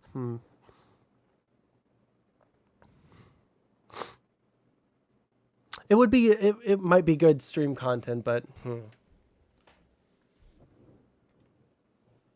what else is going on in the world? What did Rob Noor do, Rakasan? If I'm honest, almost certainly on Twitter. Here, one second, let me do this. Pinned tweet, let's see here, Rob. Oh, the legacy of the Biden administration? Okay, why not? I don't even know if I'll have anything to say about it. Let's just listen to what he has to say. The president again. Now, I know what you think. It might be odd with all the crazy stuff going on in the world to think, wow, there's no president of the United States. But in effect, that's what we have. We know that a dementia-addled old man who was forced out of running by his own party for re-election. Sorry, I hope you're doing well and profited massively by buying Trump coin. The is Trump coin? Dementia-addled old man. Wait, did Trump make a meme coin to rug pull people? Please tell me it's true. Who was forced out of running by his own party for re-election is in name the president of the United States, but he ain't running the show. It's unnamed, unelected bureaucrats that are really doing it behind the scenes. And we see that all the disastrous things that are coming out from our president, such as just today, he said the 28th Amendment was ratified by 3/4 of the states, something that's a blatant lie. But all the people that tell you about the importance of norms and, oh my gosh, Trump will try to do things that are against the law, they won't care about that at all. They'll be perfectly fine with it. Biden's came out recently. If he did what now? The 28th Amendment was ratified by 3/4 of the states, something that's a blatant lie. But all the people that tell you about the importance of... Wait, which one is the 28th Amendment? What is the 20? Oh, Biden says the Equal Rights Amendment is law. What happens next is unclear. President Biden on Friday declared that he considers the Equal Rights Amendment to the Constitution the law of the land, a surprising declaration that does not have any formal force or of effect, but that was celebrated by its backers in a rally in front of the National Archives. The amendment would need to be formally published or certified to come into effect by the National Archivist, Colleen Shogan, and when or if that will happen is unclear. The executive branch doesn't have a direct role in the amendment process, but Biden is not going to order the archivist to certify and publish the ERA. The White House told reporters on a conference call, a senior administration official said that the archivist role is purely ministerial in nature, meaning that the archivist is required to publish the amendment once it is ratified. In response to an NPR question about whether the archivist would take any new actions. One second. The 1970s era amendment passed by Congress would guarantee men and women equal rights under the law, but it took until 2020 for enough state legislatures to ratify it. Me, I can't speak. Haircut? I need one. Don't have one right now. Missing a deadline set by Congress by a long shot. ERA proponents have argued that the deadline was not binding because it was in the preamble to the amendment rather than the text of the amendment itself. On Friday, Biden said that he believed the ERA had cleared the hurdle to be added to the Constitution as the 28th Amendment when Virginia ratified it 5 years ago. He did not explain why he waited until the waning days of his presidency to take action, though he said he had consulted dozens of constitutional scholars as he weighed his decision. She expects the matter will end up at the Supreme Court. Okay, so it's not, he's considering it past. I don't think that's a lie. I think it has been ratified by 3/4 of the states, it seems like. It just seems like there's something else going on that is like holding up whether or not it's actually true that it's, yeah. Force of the states, something that's a blatant lie. But all the people that tell you about the importance of norms and, oh my gosh, Trump will try to do things that are against the law, they won't care about that at all. They'll be perfectly fine with it. Biden's came out recently and mumbled through saying that social media companies need to be held accountable for allowing free speech on these platforms. And once more, they don't care. It's so convenient how, when it fits them, they say, well, Joe Biden's problems aren't that important because people are running the show behind the scenes. But at the same time, they say, oh, Biden didn't personally do this, that, or that, and it's okay. For example, they'll say Biden never personally ordered Merrick Garland to go after his opponent, but we know that he was saying in private he wanted Garland to go after his opponent, and it was being reported in the mainstream media. But even if that's the case, if the excuse of Joe Biden having dementia is, don't worry about it, it's really behind the scenes people that are running his administration, then how isn't those same behind the scene people that went after... Duh, can you not wait until you're not like sick to So I don't, Donald Trump, dude, come on. Like, Jesus Christ. But even if that's the case, if the excuse of Joe Biden having dementia is, don't worry about it, it's really behind the scenes people that are running his administration, then how isn't those same behind the scene people that want... Here's the thing. Biden probably is super old and probably has like the early or like mid stages of dementia would be crazy. He probably has like early stages of dementia, right? But like, I don't think that if he was in there for another 4 years, it would probably be bad. He would probably have to step down. But like, I don't think that he's incapable of doing the job like as it is right now. And yeah, the president does rely on his cabinet. That's why they have a cabinet. That's why they have advisors. That's why, so they're going to be making decisions because you can't expect one person to run the entire country and make every single decision. You know, like, I don't know. Went after Donald Trump using lawfare, attacking their very own political opponents as if they're the president. It'll be nice to get back to a world of more normalcy where we actually have a president and someone we could point to as leader of this country. So when we're talking about hostage negotiations, conflicts occurring around the world, border security. Oh yeah, hostage negotiations, you know, like the hostage negotiation that just got, you know, passed from Israel and Gaza, that was the exact proposal that the Biden administration laid down, like, I don't know, May of 2024, that was like solidified with Biden advisors. There's one person from Trump's camp there, but like for some reason Trump gets all of the credit. Like, please give me a break. And all sorts of other issues. Even if you disagree with Trump, at least he's someone who has a functioning brain and is the president of the United States. And also that's debatable because this guy's never let the people let it down. Almost the entirety of the Democratic Party, the media, even left-wing streamers, all of them saw the evidence of Joe Biden's cognitive decline and they lied right to your face. We didn't lie.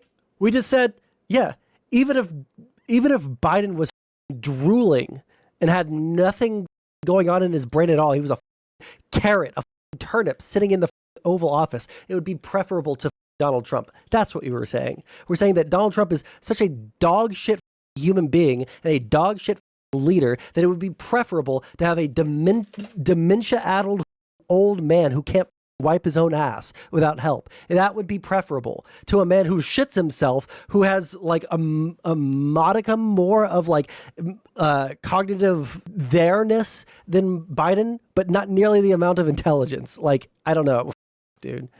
That's right. I have a berry. You're not going to kill me that fast. Until it was no longer politically expedient for them to do so. They will lie to you about everything. That will not change going forward. The same people that refused to fact check Joe Biden and refused to call out his cognitive decline will be right back there trying to nitpick every single thing that Donald Trump says, telling you when it's a lie, when it's not true. Nitpick every single thing Donald Trump says? I don't know, like the way that you guys saw that that speech in front of the Liberty Bell building. I can't remember the name of the building, where there was like one section of it that was read behind him. And he said that, you know, MAGA is a threat to this country, but not all Republicans are MAGA. And then you guys said, oh, he's calling all Republicans un-American, blah, blah, blah. He's like very obviously directly said, not all and not even most Republicans are these MAGA Republicans. But you guys had to run with that and say that he wanted to hunt down all conservatives. Like, you guys act like victims all the time, and then you guys want everybody to like also feel like you guys are like super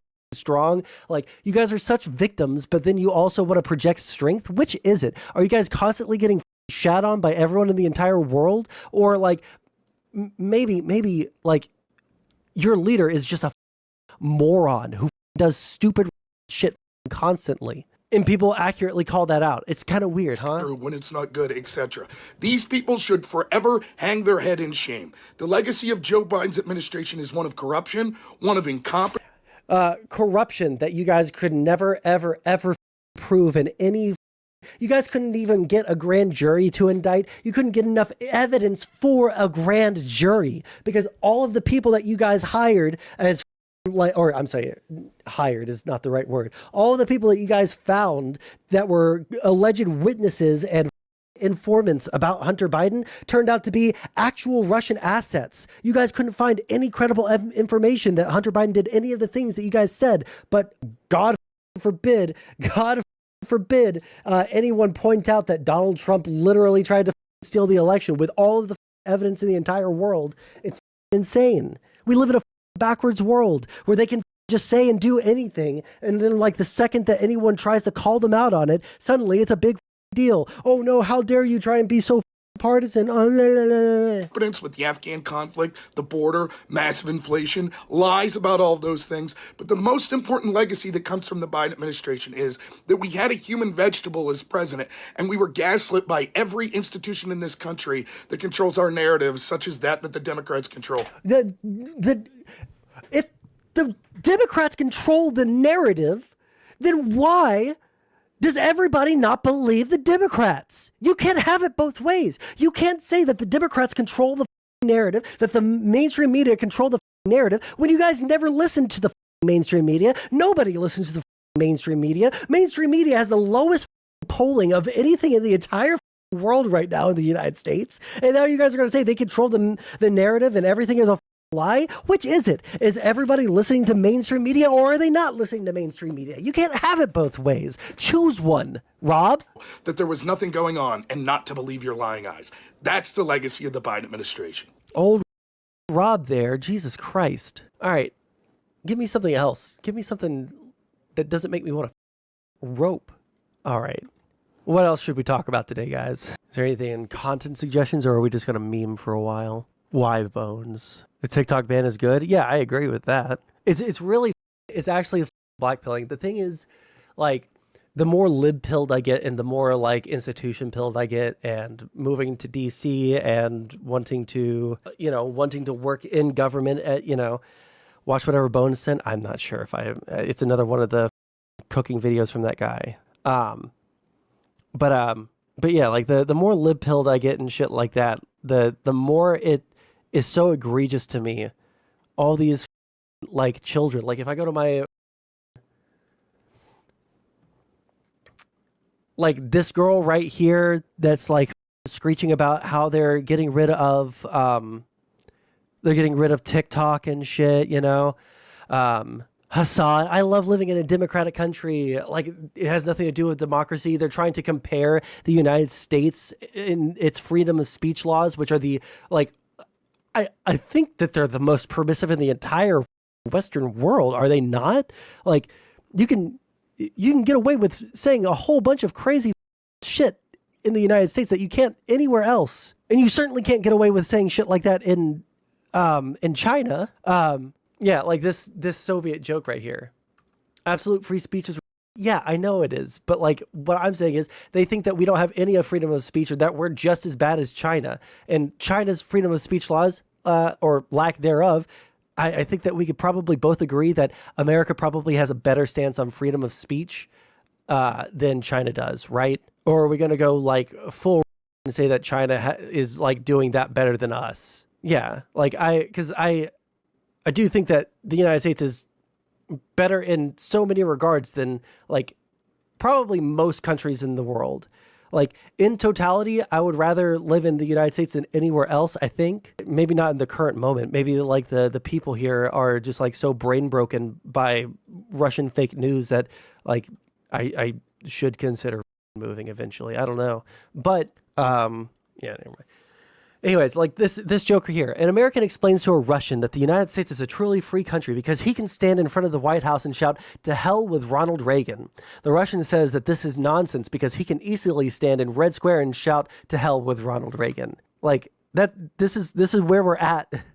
This is where we're at with the discussion. But people like unironically are that Soviet citizen. I mean, states still had blasphemy laws until like the 90s, but that's not on a national level. Yeah, but like the thing that I think is so cool about the United States is we do have this general trend towards doing the right thing, right? We have this general trend towards, yeah, we did some really up shit in the past, but like we're not going to do that in the future, right? And we're moving past that. We're making laws that make it illegal to do the bad things that we did in the past, right? And we let everyone, we teach in our schools about the Trail of Tears, right? We teach in our schools about segregation and Jim Crow laws and shit. Like, we teach that in schools, you know? Unless you're in Florida and Texas. Well, that's one reason why I'm a little bit, you know. But, wait. Testicle Johnson got a subscription. I didn't even see it. My bad. Thank you for that. But yeah, like, it's just, I don't know. At the rate things are going, I don't know. I mean, like, I really like my country. I want to work for my country. I want to work, like, in government and shit, you know, but just the fact that everyone is so brain broken, it's not just on the right, although, like, I probably hate people on the right a lot more for it, right? Actually, no, like, the Zoomers who are, like, defending China this hard and, like, gawking Xi Jinping or Xi Jinping or however the fuck you say it, like, yeah, I probably hate them as much as I hate Trump people. But, like, the Trump people are more direct threats to this country. But I don't know. I feel like it was so much easier to defend this country, even with all of our faults.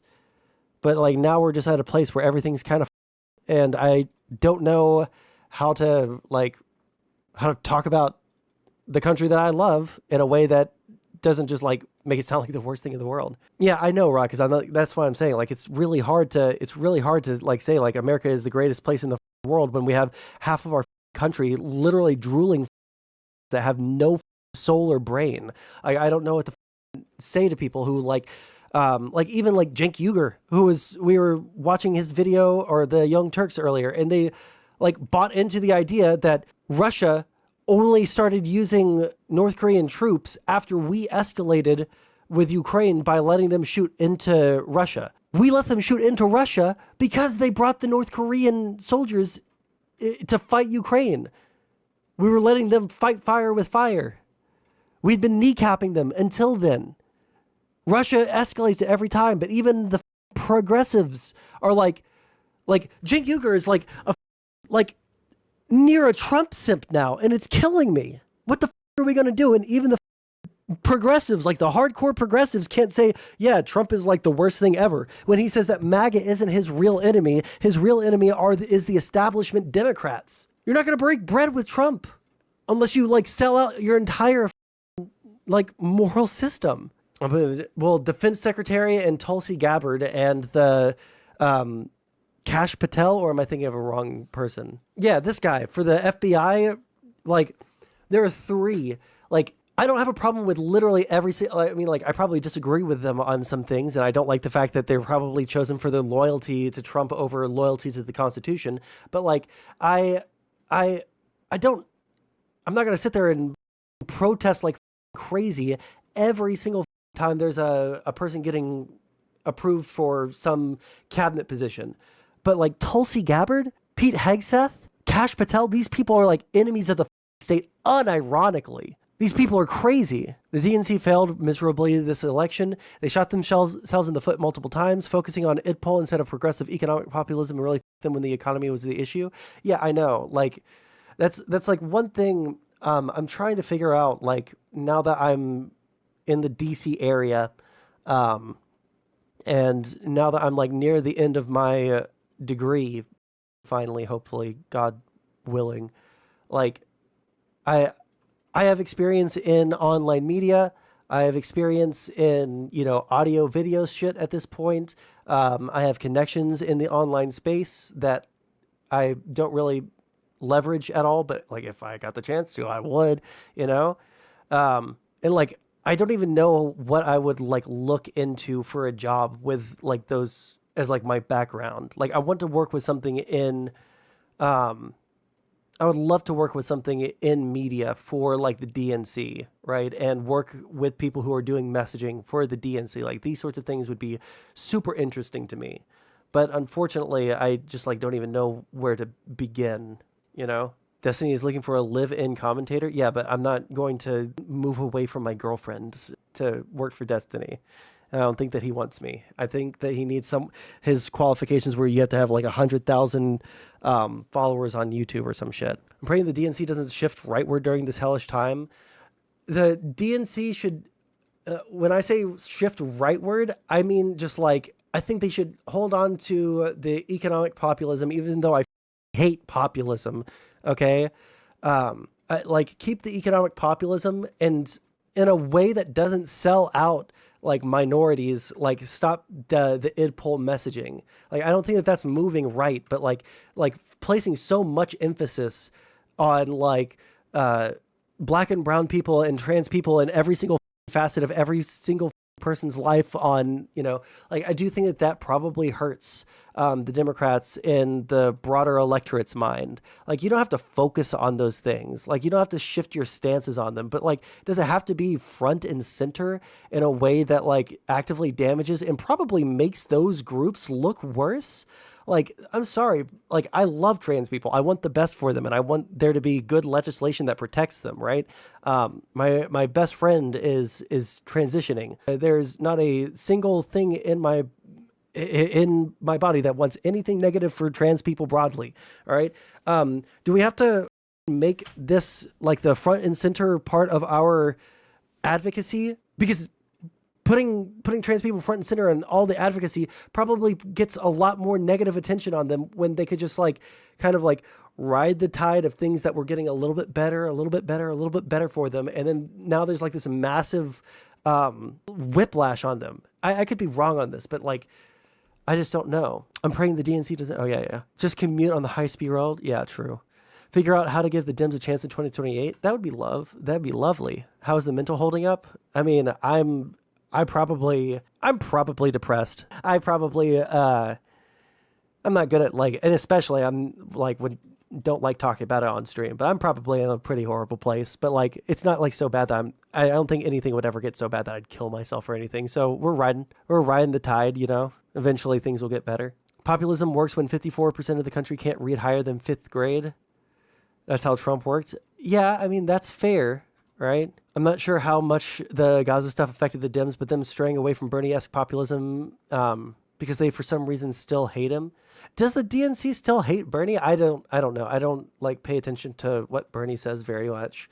Like, and part of that is just because like he said a couple of things that just like were such bad takes that like I was like, you know what? I'm not going to listen because I want kind of like how you don't look at your favorite rock artists from like the 60s through the 90s because they all did horrible shit. Like, I don't know anything about the personal lives of anyone from Led Zeppelin or from Judas Priest or anything like that. I don't know if they're wholesome or if they're rapists or anything.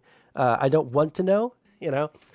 They really don't like Bernie nor the squad. Well, see, that's the thing. AOC, I think, used to be like super cringe, but has really moved up in the way that she engages with politics and policy and, you know, getting people on board with shit. And I think that that's really cool. And I think that AOC is probably doing it in the right way. And that's also probably the reason why like Cori Bush, I'm thinking of the right people, right? Cori Bush and Jamal Bowman.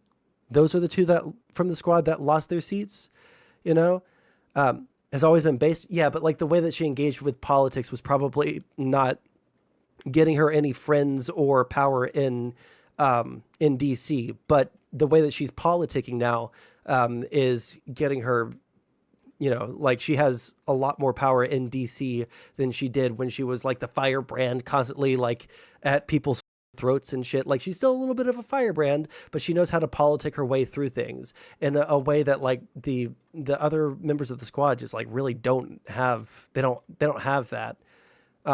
As far as I know, I'm not like as like deep into like the individual politicians like actions as I probably should be. I do think Gaza was an issue, but like according to polls leading up to the election, like it was like number 14 like on the list of things that were important to people on the Democrat side. It was like number 14 on the list. Like that's pretty low. It's probably not going to affect your vote that much compared to like healthcare, which was like number 2. Economy, eggs too high. Yeah. I mean, dude, I'm poor. I've been poor for like most of my, or for all of my adult life and most of my life as like a kid. We weren't like super well off. We weren't like, oh, 1 second. I'm getting a call. Hello? All right. In a little bit, I'm going to have to help my girlfriend pull in the groceries. So get ready for tariffs, baby. Well, like, that's the thing. Like, if Republicans never see, like, if they're going to always get the the benefits of a Democratic administration, then we're always going to have like this back and forth. The Republicans need to see the effects of their actions. They need the consequences of their own actions. They need to try and have to mop that up. We need a economic collapse in the United States because Donald Trump put all these tariffs on and ruined our relationship with all of our neighbors. You know, Trump got Obama's economy. Yeah, exactly. Biden got Trump's. Yes, exactly. But nobody cares about that. They care about the here and now, which is okay. Honestly, it's already 3 minutes. All right. Real quick, I'm going to we'll go to the stream music playlist or some shit. Come on, playlist. Wait, how do I know how to do it. All right, give me just a couple of minutes. I'm going to run and help Allison get the groceries into the house, and then I will be back. I will rock us on. 1 sec. How do I do this? Am I losing my mind? Yeah, let's do it like that. Let's start with this. Be right back. Wait, what speed is this at?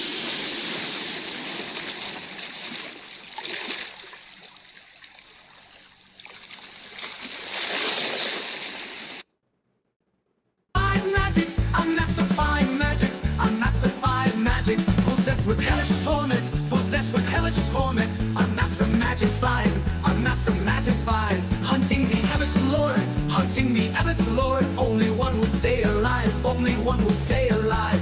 He who lives by the sword, he who lives by the sword will surely also die, will surely also die. He who lives in sin, he who lives in sin will surely live the life.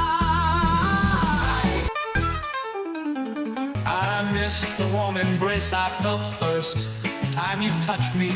Secure and safe in your open arms, I should have known you'd crush me. A snake you were when we met, I loved you anyway. Pulling out your poison fangs, the venom never goes away. Serpent swims free in my blood, dragon sleeping in my veins. Jackal speaking with tongue, roach laying in my brain. One stop beneath your shadow, sleepwalking to the gallows. I'm the sun that beats your brow until I finally through the towel. You'll never know if I'd wake up in a whirlpool got redundant. My brain was just some driftwood in a cesspool. I became dead from a rock star to a desk fool with my destiny. Someone said love's a tide pool. Taste the waters, life's abundant. Taste me, taste me, taste me, taste me. Sitting up late at night, I tiptoe through the darkness. Cold as hell, black as space, where our need is around him. In my place, I escape up into my hideout, hiding from everyone. My friends all say, get your mental anyway. Hey, drift into the deepest state. I stalk the cobweb stairways. Dirt grits beneath my feet. Stair creaks, I precarious leak.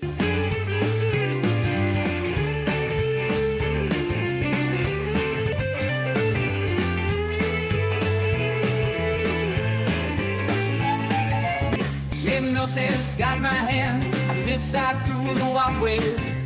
Sitting on his rocking chair. Memories are whirling by, yeah. Reminisce in the attic. Lucretia waits impatiently.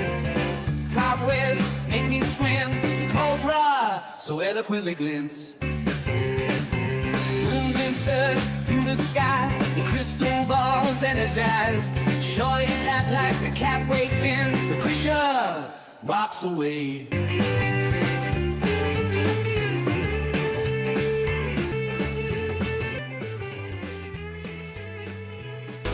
This morning I made the call, the one that ends it all. Hanging up, I wanted to cry, but damn it, this well's gone dry. Not for the money, not for the fame, not for the power, just no more games. But now I'm safe in the eye of the tornado. I can't replace the lies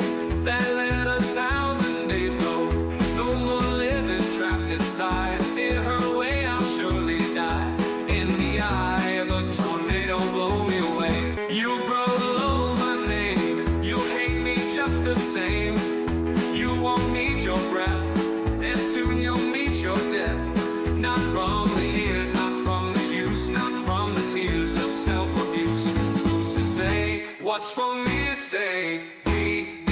Do, cause of me, nothing it'll be for me. The land of opportunity, the golden chance for me. My future looks so bright, now I think I've seen the light. Can't say what's on my mind, can't do what I really feel. In this bed I made from these, where I sleep I really feel. I want you at the fate, proving true too late. Your tongue twist perverse, come drink now of this curse. And now I feel your brain, I spin you round again. My poison fills your head, as I tuck you into bed.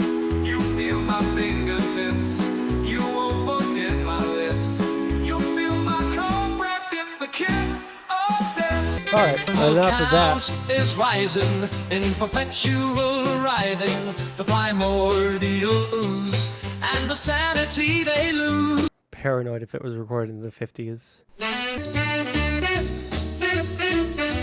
Think I'm insane because I am frowning all the time. All day long I think of things, but nothing seems to satisfy.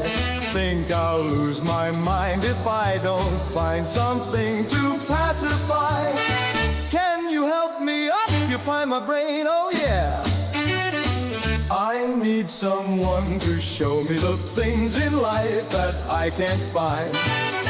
I can't see the things that make true happiness. How do they do Planet Caravan? The sky, stars shine like eyes, the black night sighs. No, I can't even think of how it goes. In silver tray. How the f does it go? Alrighty, what is Vosh doing nowadays? It's bleak out there. Yeah. You know, people love to do those like tests where they make a female Tinder account and with some like fake model photos and rake in the likes, you know, the swipes up or whatever, or the swipe right. I forget. Why I is haven't it? used Tinder in ages. Why is it scrolling? When But I you know don't what want it no to one scroll. ever examines? What it's like to talk to the guys who like you. You know what I mean? Like no one is ever like, okay, I have amassed 100 likes in one day. What fucking setting changed? Why? I don't want it to go down when I look at the bottom of the page. Hold on one second. This is stupid. What the f?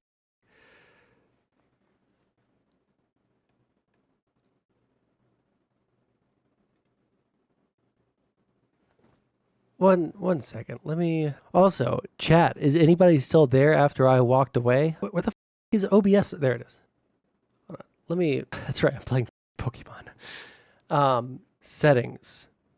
Scrolling? Where would this even be? Search settings. Scroll? No. Is it only do it on YouTube?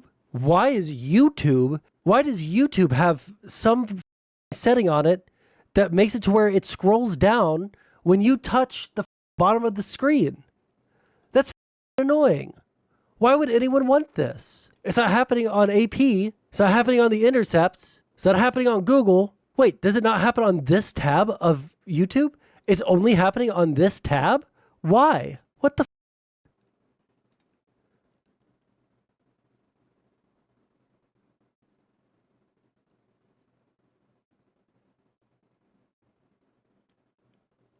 Okay, then we're not going to use that tab. Jesus Christ. The court refuses to stay the execution of the law that, effective January 19th, forces TikTok to be sold to a U.S. company or to shut down. You might have seen customers react to the U.S. government trying to ban TikTok over concerns that its Chinese parent company could exert too much control and provide information to the Chinese government by downloading a TikTok clone that is literally run by the Chinese government. I mean, it's called Red Note after Mao's Red Book of Quotations. How did we get here? Now, as you probably know, TikTok is a foreign-owned tech platform operating on American devices. Chinese technology company ByteDance launched the app in 2016. It now has over 1.5 billion active users, including about 150 million Americans. Now, many Americans make their living by making short films on the app, and TikTok's creators say that other social media platforms lack TikTok's organic reach and collaboration tools. Some have said, quote, they have posted the same content on other platforms for years, but only TikTok has fostered their communities and allowed them to reach broad audiences. Now, the people who serve in Congress generally don't grow up with social media platforms. The average age of a senator is 64, and the average age of a House member is 58. And that might be one reason members of Congress struggle with the implications of modern technology, which obviously is global. But for better or worse, the government is responsible for protecting the country from foreign threats, but it also has a duty to ensure Americans have civil liberties. Now, the courts traditionally defer to the federal government in matters of national security. And along those lines, on April 24th, 2024, Congress enacted the Protecting Americans from Foreign Adversary-Controlled Applications Act. The law prohibits the distribution, maintenance, or provision of internet hosting services for applications controlled by foreign adversaries.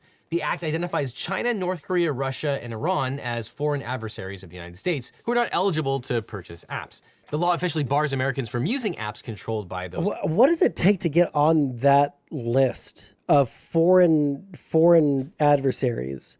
Like, we haven't declared war on them. Like, what is the criteria? What were the four? It was... We're not eligible to... China, Russia, Iran, and North Korea. Well, I guess those are like the big four. Like Venezuela is not on that list either, or Cuba, or like, are these people...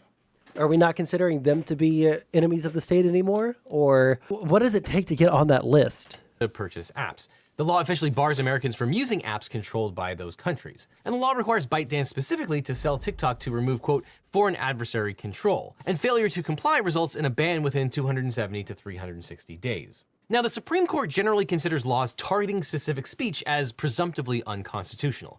In 2020, Donald Trump issued 2 executive orders banning TikTok, but the federal courts blocked both of those. So many legal commentators felt the new law was also on shaky ground. So when this new law was passed, TikTok and a group of its users sued the government, once again arguing that the act is an unconstitutional intrusion on free speech rights. Quote, by banning all online platforms and software applications offered by TikTok and all ByteDance subsidiaries, Congress has made... It's not curtailing that speech.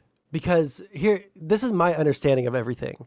It's not curtailing that speech because it's targeting one application, right?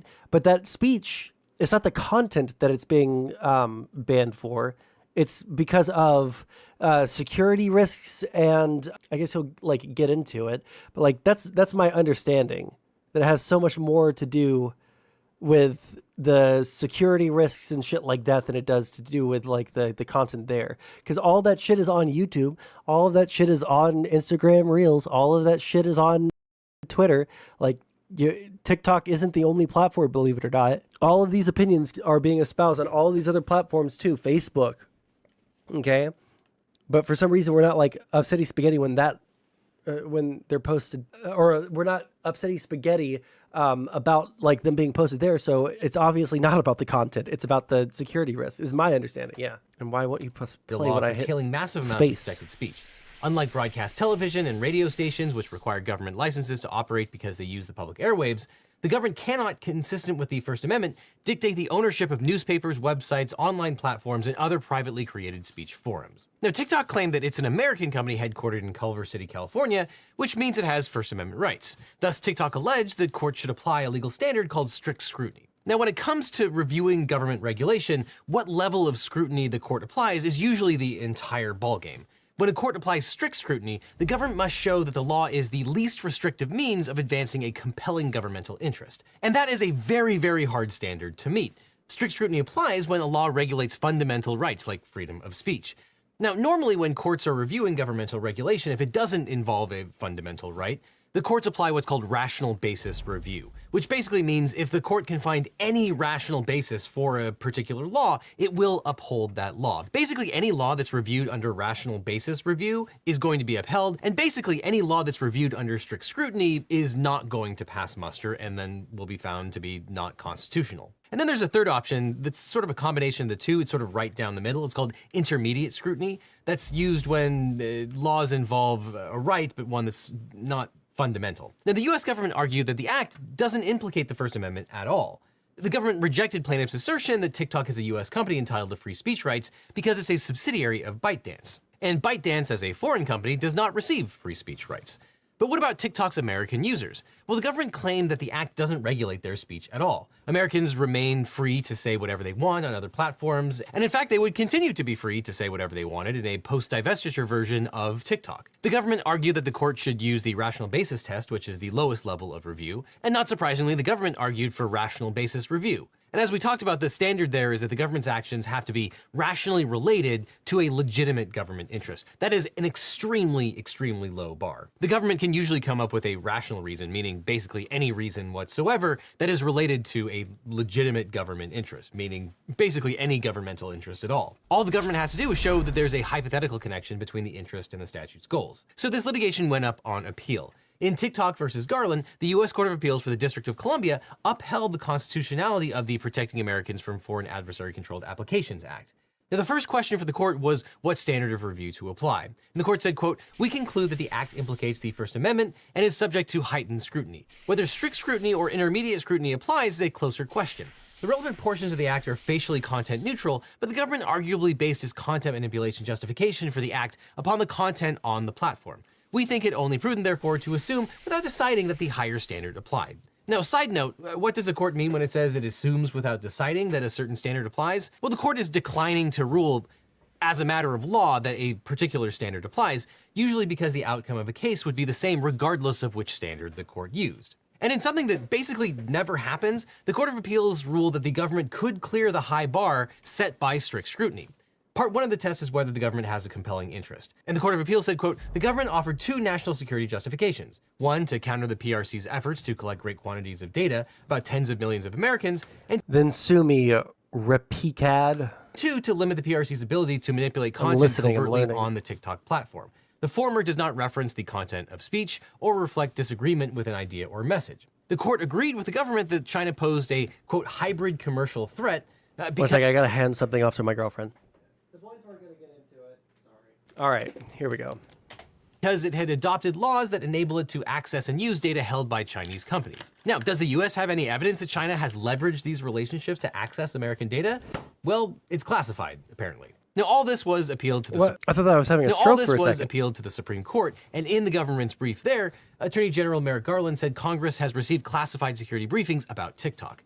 Theoretically, a court could have ordered the government to produce evidence from these briefings in an in-camera review, meaning a secret review, which would ensure the information was kept secret, but so far no court has asked the government to provide evidence of those briefings. So the national security threats are hypothetical. The government predicts that if the Chinese government asked TikTok to, quote, "manipulate content for censorship, propaganda, or other malign purposes," TikTok would try to comply with that order. But TikTok asserted that the government's concerns about data collection were made in bad faith. America is the only member of the G7 without a federal data privacy legislation or unified approach to data governance. TikTok and many other apps collect large swaths of data about its users, including device information, IP address, keystroke patterns, activity across devices, browsing and search history, etc., and location data. Now, this is my opinion, but if data collection is a national security threat, then maybe Congress should pass a data privacy law stopping Twitter and Facebook from collecting the same data as TikTok. You know, just a thought. But the Court of Appeals saw things differently. Quote, "That the act does not fully solve the data collection threat posed by the PRC does not mean it was not a step in the right direction." And the court quoted liberally from the government's brief, stating, quote, "As Assistant Director of National Intelligence, Casey Blackburn, explained, the PRC is the most active and persistent cyber espionage threat to the US government, private sector, and critical infrastructure networks. Its hacking program spans the globe and is larger than that of every other major nation combined. The PRC has pre-positioned itself for potential cyber attacks against US critical infrastructure by building out offensive weapons within that infrastructure. Consistent with that assessment, the government has found persistent PRC access in US critical telecommunications, energy, water, and other infrastructure." And the court noted that a bipartisan group of legislators concluded that China tracks user data. Quote, "Of particular relevance to the government's first justification for the act, the PRC has engaged in extensive and years-long efforts to accumulate structured data sets, in particular on US persons to support its intelligence and counterintelligence operations." So the court found that the government's two national security justifications were compelling state interests. And it's not surprising that the court deferred to the federal government's judgment about the severity of the national security threats. However, that's only the first part of the strict scrutiny test analysis.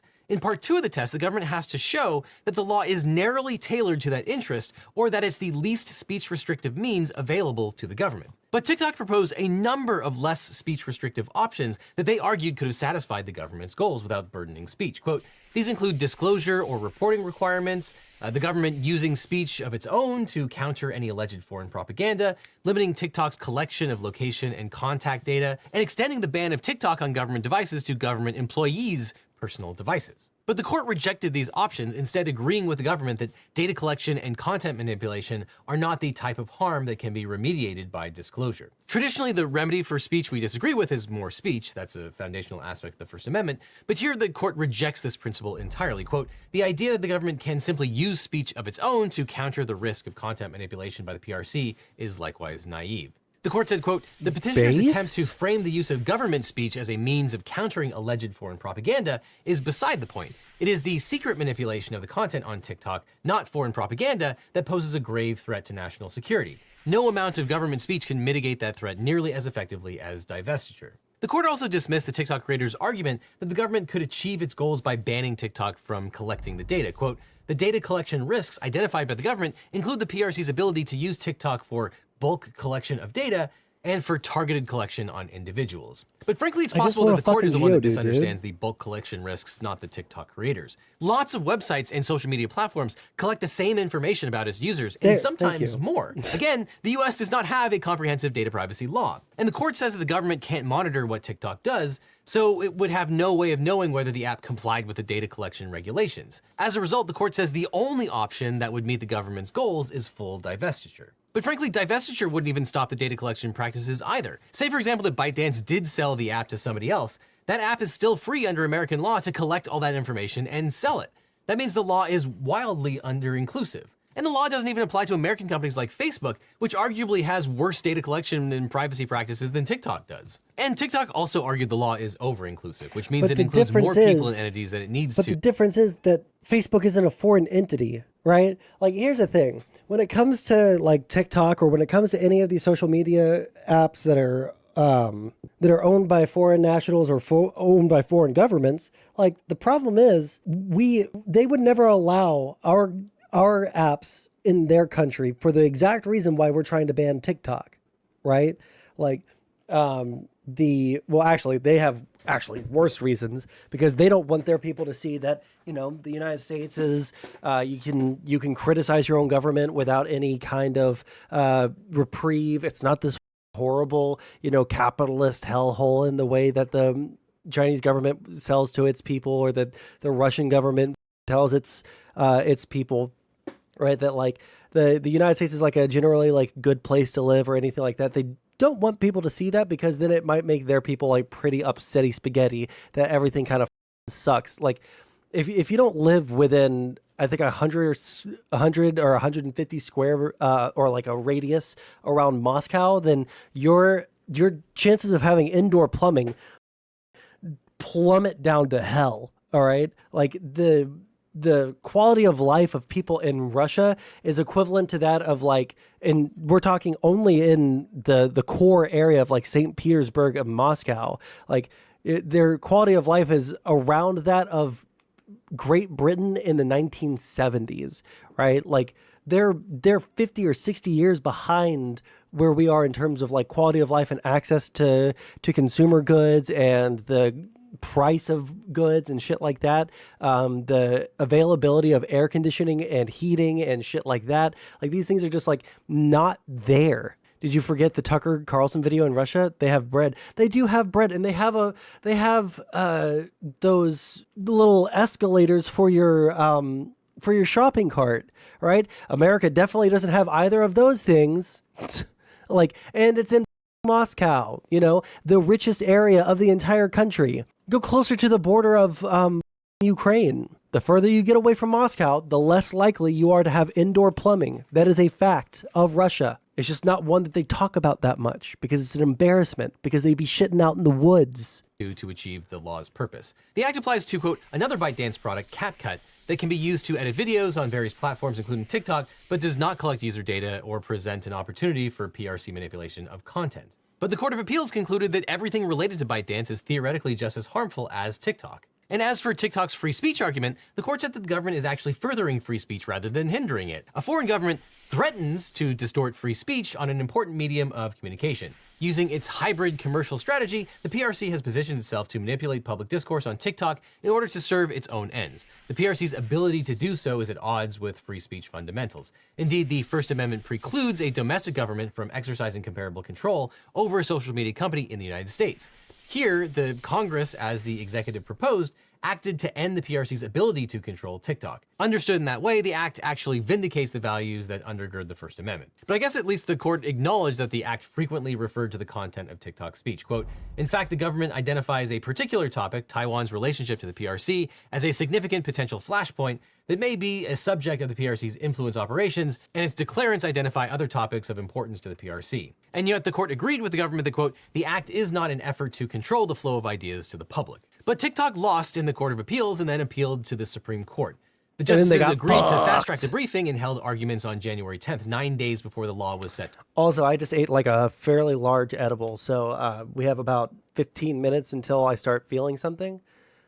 So prepare for that incoming. To go into effect. See, when the Supreme Court wants to fast-track something like a private business interest, they can. But it's good that they took 2 years to decide US versus Trump, because that obviously wasn't as important as a dance app. Now, obviously, if you're operating a social media network, you'll want a good lawyer. But if you want a great lawyer, my law firm, the Eagle Team, can help. If you've gotten in a car crash, suffered a data breach, especially if you got one of those data breach letters, you get real weed now? Yeah, I can. Or dealing with a workers' comp or social security issue, we can represent you or help Can't find afford you it the on right a regular attorney. basis, Because it's but- so important to talk to a lawyer right away so you can maximize your recovery. And by the way, we don't get paid unless you do, so there's nothing up. Raucous, I don't know if I've told this story on stream, but you certainly haven't heard it. The other week, I don't know if I should say who exactly, but some older people that we know came and visited for Christmas, not relatives necessarily, but they got delayed on their flight trying to leave, so they got a bag of gummies because it's legal in Virginia, and they gave me the rest, and I ate a whole one, and I was sitting there just zoning, and I couldn't move, and like, it's not like I don't have a tolerance, right? I was just like uncomfortably high, and I couldn't even speak up to tell Allison that, hey, I'm uncomfortably high, right? So I'm sitting there like this. I'm sitting there like struggling to swallow my own spit, and Allison looks over at me.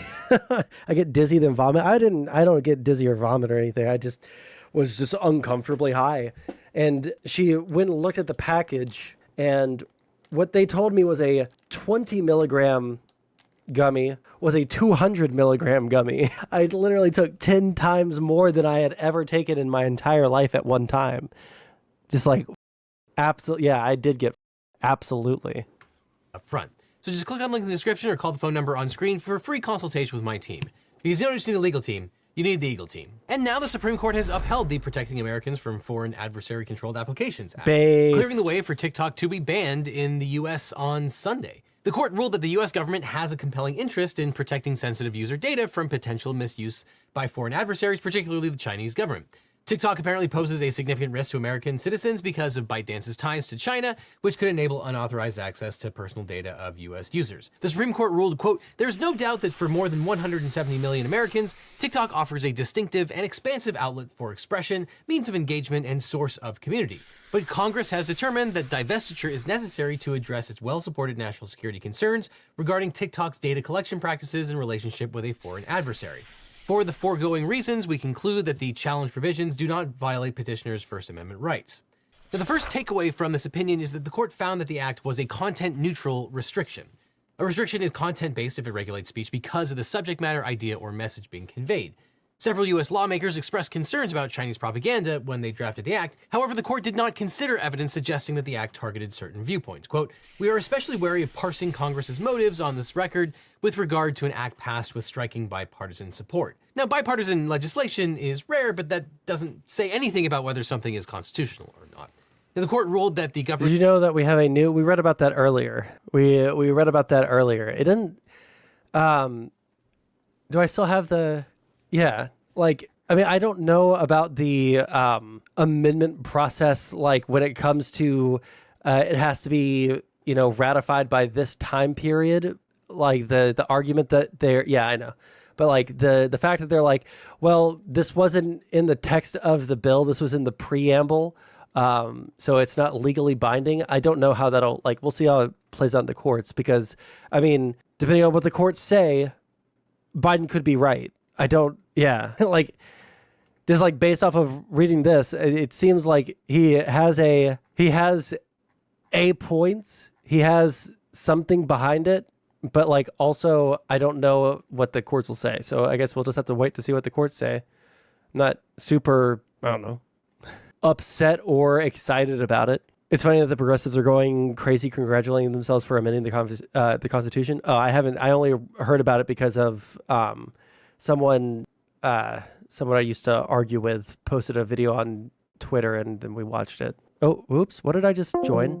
Oh, shit. I just joined a voice channel in Discord, just clicking around. Oops.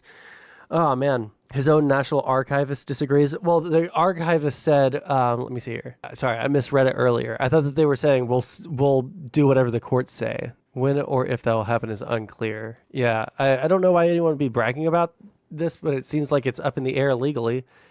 I guess we'll just have to wait and see. The reason Biden did this is probably to put pressure on people to make it happen. But that there's some legal controversy here, well, NPR isn't pretending anything. They're laying out what both sides of the argument are. Sorry, J-Mac, you forgot where you're at. We like mainstream media here, all right? And we'll actually charitably read what they say. You've already covered it? Yeah. I'm not too concerned about it. We're mostly playing Pokemon and watching a video game. Quote, had a content-neutral justification for the act. Quote, preventing China from collecting vast amounts of sensitive data from 170 million US TikTok users. Now, content-neutral laws are generally subject to intermediate scrutiny, which, as we discussed, is less rigorous than strict scrutiny. And just like the DC Circuit, the Supreme Court, quote, assumed without deciding that the challenged provisions fall within this category and are subject to First Amendment scrutiny. So they engage in a First Amendment analysis, just not strict scrutiny, because they claim it's content neutral. Now, the second takeaway from the court's opinion is that the act apparently balanced the government's national security interest with petitioners' First Amendment rights. Quote, the act's prohibitions and divestiture requirements are designed to prevent China, a designated foreign adversary, from leveraging. That's the thing. There isn't an argument. There literally is. They said that the archivist is required to publish the amendment once it's ratified. They said they're just purely ministerial in nature. There's a long-standing position of the archivist in the National Archive. The underlying legal procedural laws have not changed, the archive statement said, and they're trying to pressure them to they're seemingly gearing up to go to court over it. So that would be, yeah. There's long legal controversy over the ERA.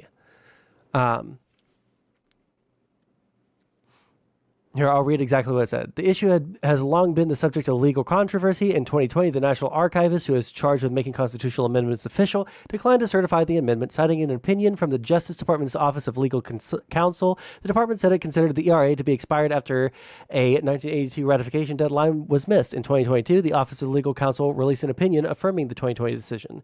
Shogun, blah, blah, blah, Biden appointee said in her 2022 confirmation hearing that the Biden administration had not asked her about her position on ERA ratification before nominating her. She added that there would be, or she would abide by the Office of, I remember why we didn't read the whole thing out loud on stream, and that's because I can't speak today. Jesus. She added that the court, that she would abide by the Office of Legal Counsel's opinion, saying the ERA's fate would be decided by courts or Congress. So it seems like there has been some sort of back and forth about this for a little while. Oh, okay, I understand. We just have a different standard of saying that there's not an argument. Yeah, I don't know why, but you already covered. Sorry, no, you're fine, man. Listen, we're at the part of the stream where I took an edible. We're waiting for that to hit. I don't think I have it in me to even get mad about anything anymore. We're just vibing, dude. I don't know why he would do this. I don't know why he would do this now. Why he wouldn't have done this a couple of weeks ago when there was time to do something. It's just a little virtue signal, I guess. But also why did Virginia only ratify this back in 2018? Is that what they said? It took until 2020 for enough state legislators to ratify it. So why were states still ratifying? Well, I guess I think that the like 14th, 15th, and 16th amendments were only ratified in Louisiana or Alabama in like 2015. Last state to ratify 14th amendment. Was it the 15th then? It was one of the Reconstruction ones. This is Tennessee finally ratified the 15th in 97. Was it the 16th amendment? I remember this like, I feel like I was in high school, maybe it was early college.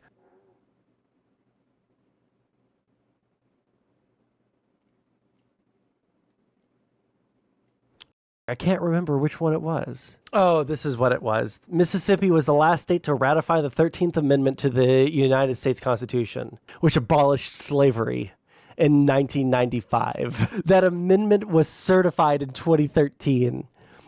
They ratified it in 95. And they only certified that ratification in 2013. This shit's so funny. Is needed allegedly to enshrine that the Constitution prohibited sex-based discrimination. Of course, the courts have already indicated that it does.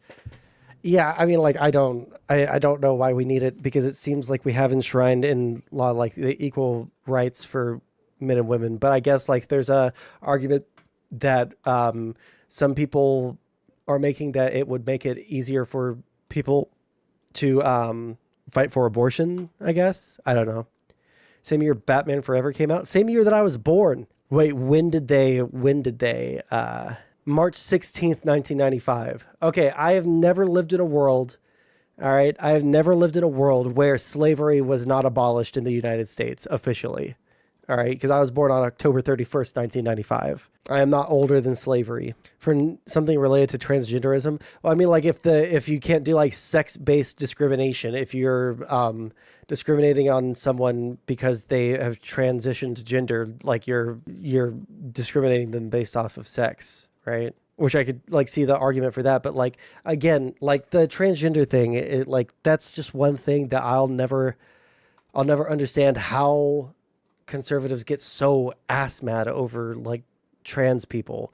Like I hear what they're saying, but like there's like nothing there. Biden is senile enough to think that he can amend the Constitution via social media. I don't think that's so stupid. They're ashamed of their porn habits. I think you do get it. Like, no, what I mean when I say I don't get it, I don't understand having that like level of revulsion for another human being. Like, I hate to sound like this will probably be the soyest thing that I've ever said on stream. All right. And I'll proudly hold on to this badge, but like, I don't understand like where racism comes from. Right. Like, do I understand the words that people say and like the reasons given? Yes, I understand that. But like on like a visceral level, like I've never felt disgusted by trans people. I've never felt disgusted by any other race of people. I've never looked down or felt different about them.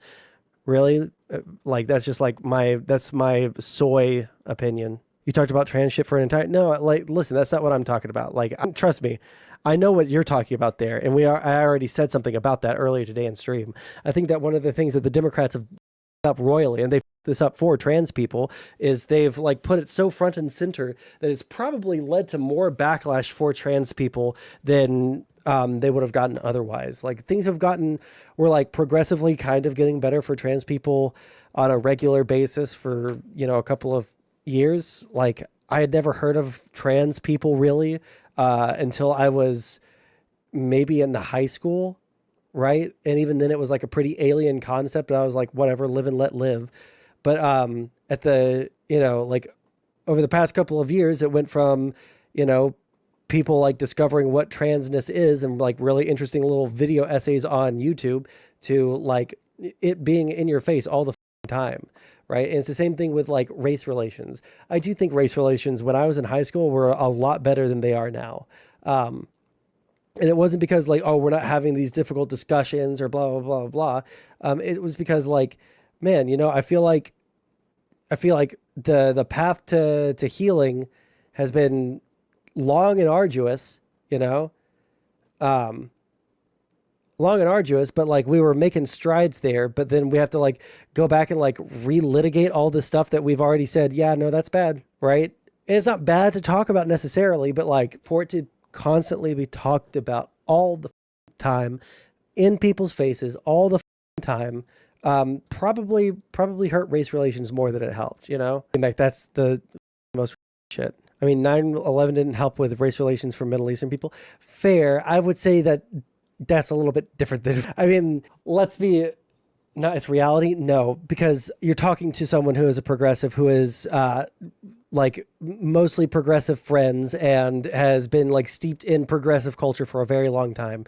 Nobody on the left, nobody in the progressive left has like wanted a race war or hates white people, like in the broadest sense of like what the progressives want. Now, are there crazies? Like, just like you guys would never own any of the Nazis, even though they're getting more and more popular, all right? Only self-inflicted white guilted progressives push this concept of race relations. Yeah, but what's so crazy is like, I don't know any of those people in real life. I've only ever seen those people online, just like you have probably only ever seen those people online, you know? They do hate white people and men. There are people that hate white people and men.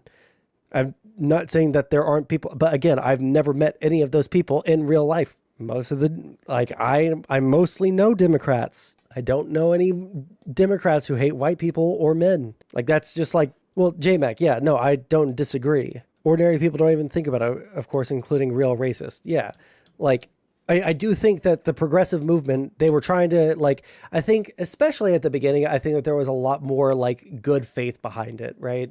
Like, you see a bunch of, like, you know, high school white girls on Tumblr for the first time, and they see a couple of blog posts from, like, some, you know, black poet or some shit about racism, and then they have to speak up and tell everyone how not racist they are, and things snowball out of control, right? Obviously, that's a super hyperbolic way of like explaining it, but like at the end of the day, I think that's how it kind of like got started, right? It kind of snowballed, and I think things kind of got out of hand on the progressive side. But like, here's the thing.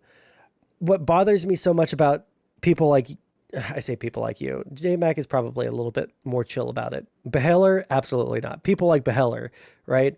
Is that there would never, ever be any, under any circumstances, there would never be any acknowledgement of things going too far on conservative side, right? Like, I'll say, like, yeah, I think that a lot of like the like extremely woke shit is really cringe. I mean, I don't remember what I had a falling out with Rakazan over, but it was probably around the shit with the xenogender shit, right? Like, I have had major arguments with people about that, right? I know when things have gone like too far in terms of like the public conversation, but like you guys would never admit when things have gone too far, right? When we're talking about like the things that Trump has done or that conservatives have done over the past decade, you guys would never like own any of those people, which is pretty crazy to me, right? Which is why like oh shit, I don't want to. Gender is dumb and having an autism. I'm sorry, I don't know what that means. White girls on Tumblr were simping for Columbine shooters. Yeah, I mean, like, Tumblr is a hellscape. Yeah, I don't care about your Trump derangement syndrome. See, exactly. Like, and that's what's like so depressing is like, I just want things to go back to being normal. But like, you conservatives are not normal. Okay, you're not normal. There's something like decidedly broken with the conservative mindset right now. And it's so it's so unbelievable to me that no one will acknowledge that from the conservative side unless they're like the never Trumpers, and you guys would never listen to them anyways, right? Like there's never ever any acknowledgement of wrongdoing or of like crazy shit, right? And then there's like the crazy lefties that we have to disavow them and try and make our case, and then you lump us in with them and we're trying to disavow them, but suddenly we're all the same. And like it, like I don't know, I hate lefties, like the cringe like white girls who are starting to learn Mandarin. You know, they're going to spend the next week wasting their lives learning Mandarin until they give up after they learn how to say ni hao, right?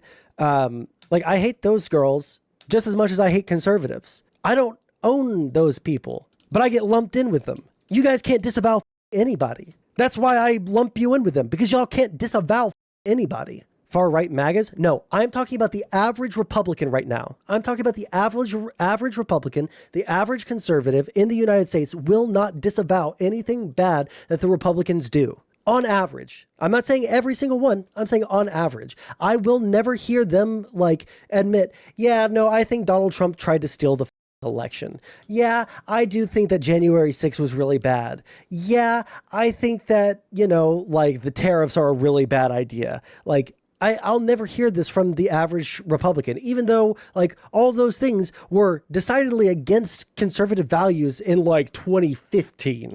Okay, more TDS. I almost want to time you. I don't want to deal with the like Trump gawking that you're doing all the time. Like, just be real for a second. Like, this is just like where I'm at. I don't know how to communicate with like the average conservative anymore because like they don't live in the same reality as me. Like I can, and I'll never do this in a debate. Okay, I'll never do this in a debate. But the idea of admitting the faults of my side before a conservative admits, before a conservative does, like, it just never. They slammed Trump for January 6th. What do they say when they're slamming Trump for January 6th? Are they saying that it was his fault? Are they saying that he incited those people in any way? Or is there like all this stuff about how actually it was Nancy Pelosi's fault and it was actually the mayor Bowser and shit, like there's a million excuses for why Donald Trump failed as president, but there's never any acknowledgement of the bad things that he did. There's a million excuses. There's never any accountability, right? This is why I hate people on the left too. They don't live it with accountability either, right? Like we can look at a million examples of lefties not wanting to take accountability or saying that people are like deserve it of something when they really just need to like take accountability for their own lives, right? Like those people who don't get a job and they won't do anything to better themselves, but they beg for money all day long on Twitter with their GoFundMes, right? Those people need to take accountabilities for their lives. They need to, grow the up and go get a job. Sorry, that's the way that the world gets, or the way that the world works. The edible is hitting, so you guys might start like running into the fact that I'm going to lose my train of thought soon. But responsibility for whipping up people into a frenzy, his continued pushing of false allegations of bad election counts, etc. Man, I would love to meet and talk to some of those conservatives, because goddamn, the only conservatives that I see and know personally say the actually they were all marching peacefully, and it was the police that incited the riot and blah blah blah, and it was all the the FBI had plants there and blah blah blah blah blah, right? Like, I never hear anyone admit that just for a second Donald Trump failed in his like duties as president. Yeah, they let them in, they guided them through the Capitol. When I hear the average conservative talk like that about what happened on January 6th, maybe I'll be more willing to admit the faults of the left, right? But like I'm supposed to have a debate on Monday. We'll see if it happens, because the one thing that I'm asking this to do is like bring some receipts or tell me what I did wrong. But it's all about how my messaging is just horrible, and this is why Donald Trump got elected. Donald Trump got elected because the economy was bad. Donald Trump got elected because people thought that the cats and dogs being eaten by Haitian immigrants and all of the horrible shit that came out of that was more funny than it was bad, right? Like, I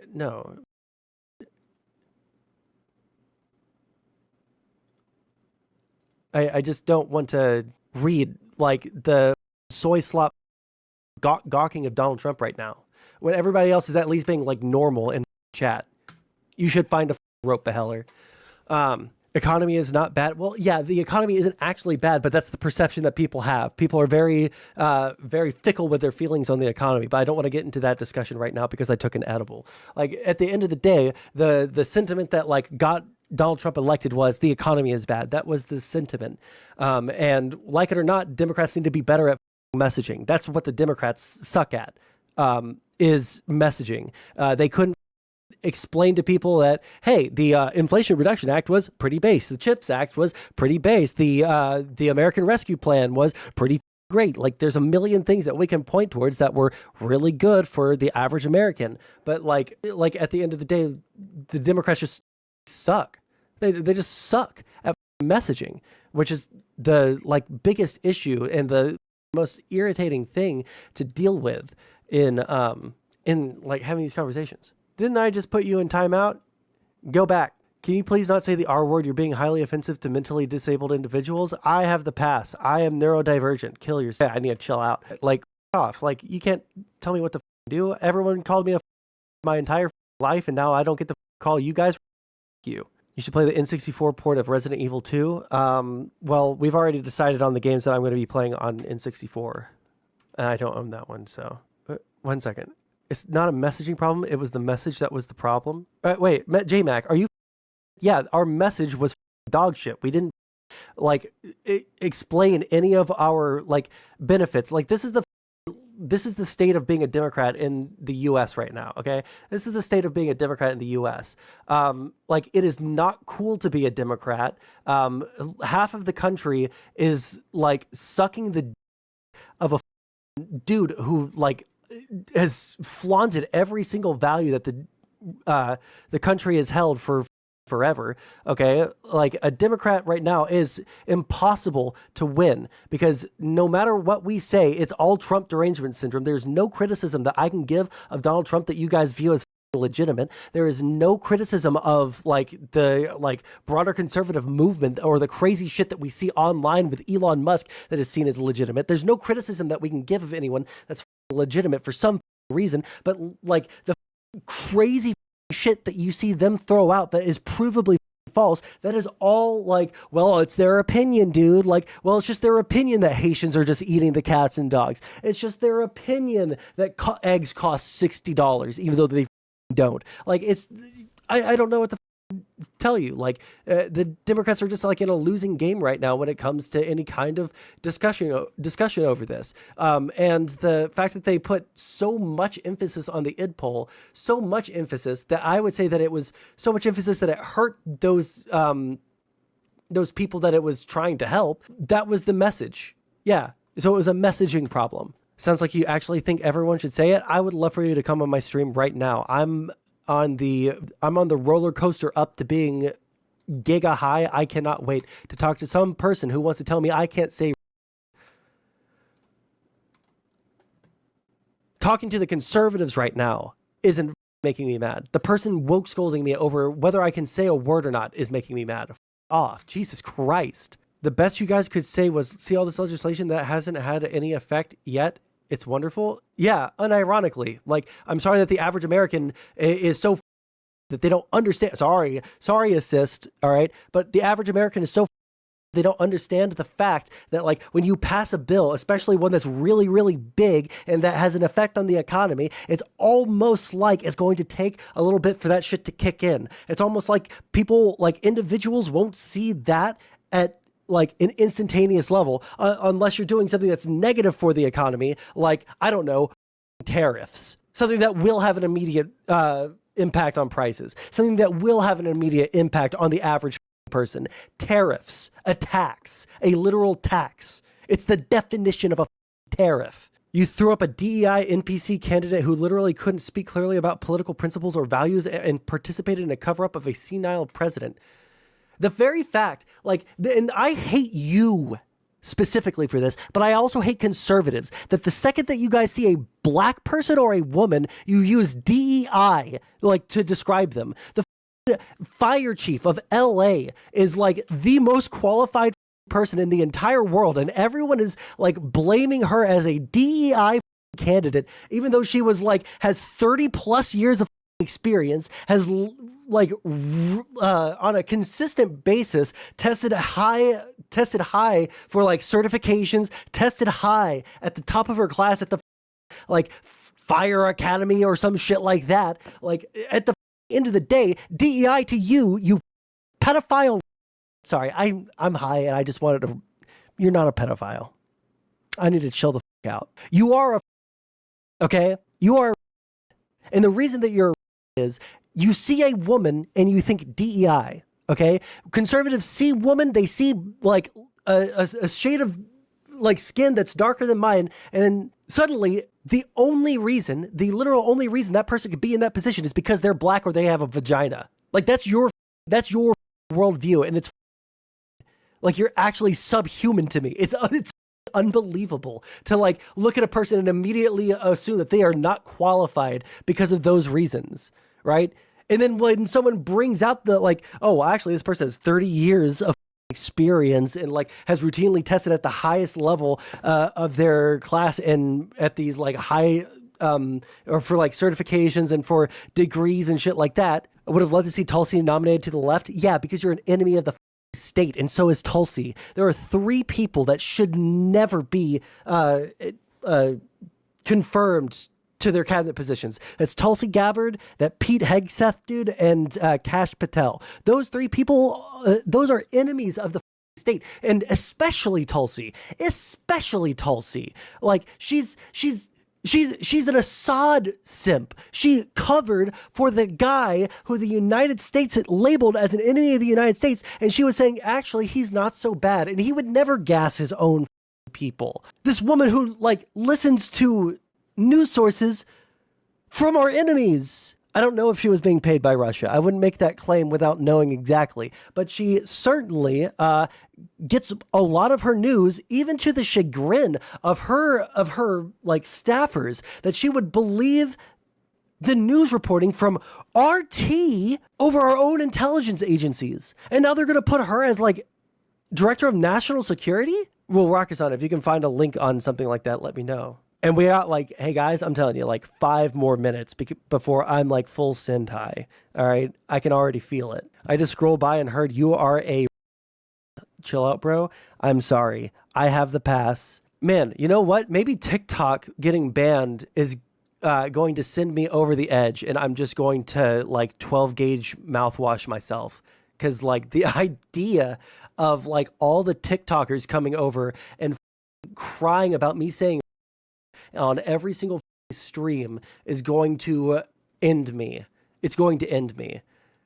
That is a worse fate. That is a worse fate than having to talk to like Trump sucks all day. Jesus Christ. No way you just called me a TikToker? I'm just assuming. All right. All right. Is there anything else that we need to go over before I end stream? I found a link. Oh, yeah. What's just copy paste the title. I forgot that stupid YouTube. Let me kill this Pidgey really quick and then you're just kidding, rolling? No, I need to end before I say something that's going to get me banned. Did I tell someone to kill themselves a minute ago? Because that might need to get, that might need to get edited out. It seems you love name calling and it seems like you love name calling, bullying, and calling people less than human because people did it to you in high school. I don't care what you believe, but you have suppressed rage for people. My rage is not suppressed, assist. It is out in the open. I am demonstrating it right now. I have rage. It's not because of what people did to me in high school. I had a pretty good upbringing, okay? I never got bullied in that way, all right? I am a neurodivergent person. You can't tell me what to say, what I can say, what I can't say. It's stupid when people go around like unironically, the fact that everyone like polices language this hard is probably one of the reasons why Donald Trump got elected. Like, please, we could say, okay, like hold your upsetty spaghettiness for the actual like big bad boy slurs. Okay, when someone says the N-word, all right, you can get upset about it. Okay, but nobody cares about the word. All right, instead of being used all the time. Yeah, well, the less sober I am, the harder it becomes to control my language. It's just a tick. Yeah. I mean, like, honestly, I should like reduce it from my vocabulary. I've tried in the past. It is significantly harder when I'm high though. So you then like kill yourself. Loser. I was like getting legitimately heated by people coming in and like telling me like, man, you know, we're a R word.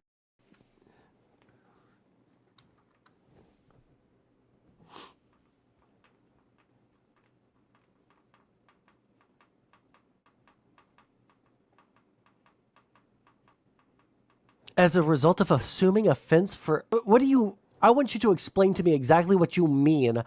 I have rage as a result of assuming offense for others. I'd be down to chat with you on stream. Well, now I'm high. You missed your chance. Okay, I've moved back from that. You can talk to me next time. All right, we're not gonna be doing this for too much longer. One second, I need to turn on my earphones. I forgot that they turned off, and the silence is killing me. So we're going to. No, now I know you're lying, because the left, if you're talking about Democrats, if you're including Democrats in that, anyone but the far left who are mainly online, too anxious to call to order pizza people. All right. Those are the people that you're talking about. Okay. But most Democrats do not have a favorable view of China. They see China as an enemy of the United States.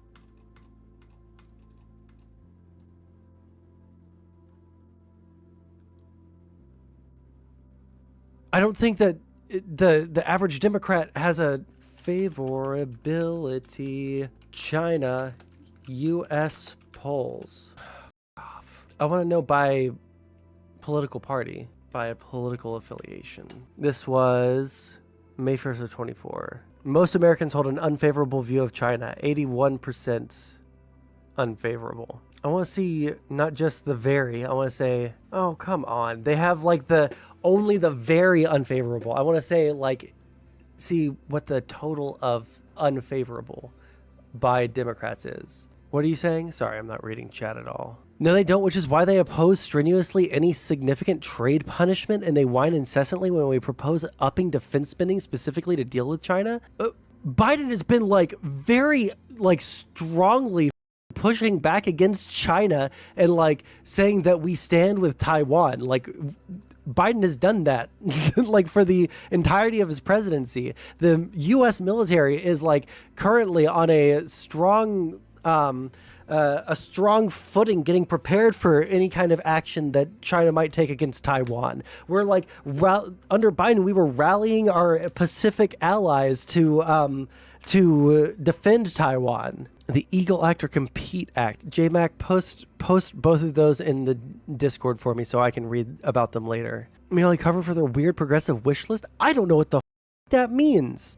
China is an enemy of the United States. That's why Democrats don't like them. There's no secret communist plot within the broader Democratic Party. I get emails from the DNC. I get emails from local DNC chapters because I signed up to a bunch of newsletters. Nobody's talking about being soft on China at all.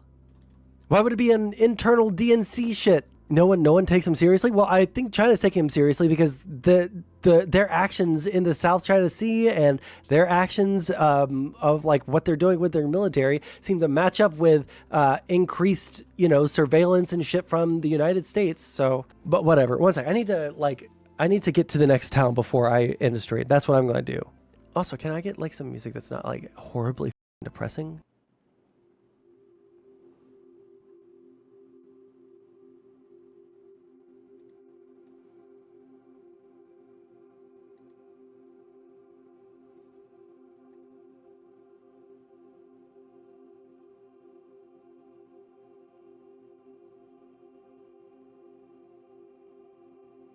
Hey, let's do this. Catch you later, Rakasan. The Biden administration permits now routine surveillance flyovers by China. They've utterly failed to dissuade China messing with the Philippines and continuing their unlawful expansion into the South China Sea. The reason, do you understand the reason why all the nations there are having trouble with China in the South China Sea? The United States is building a giant coalition of people that used to hate us, like Vietnam. Vietnam is now a Pacific ally of the United States. Philippines, Guam, we have Australia and Japan and South Korea, all these nations, all in a power block against China because China's with all of them too. Are you kidding me? This has happened under Biden. Just like Biden had tough words before Ukraine 2.0 and Russia laughed at him. They didn't laugh for very long once all of their tanks were falling off or falling apart on the roadside leading to Kyiv. They weren't laughing then when we sent all of our Stinger missiles over there. They weren't laughing when we have crippled their economy and economic future through all of the economic sanctions that we've done to them. And now that all outlets that they did have that were previously held agreements are like all drying up from EU and through Ukraine and shit. They're projected. There was like something that happened like 2 weeks ago where it was like, oh shit, like there have been like, you know, slower and slower growth, but like even the Russian government is predicting its first like contraction since the war began. And if their own government is doing that, it's probably going to be even worse than they're letting on. So like, yeah, do you think that Russia's laughing now after they've lost like over, like, what is the death toll in Russian death toll?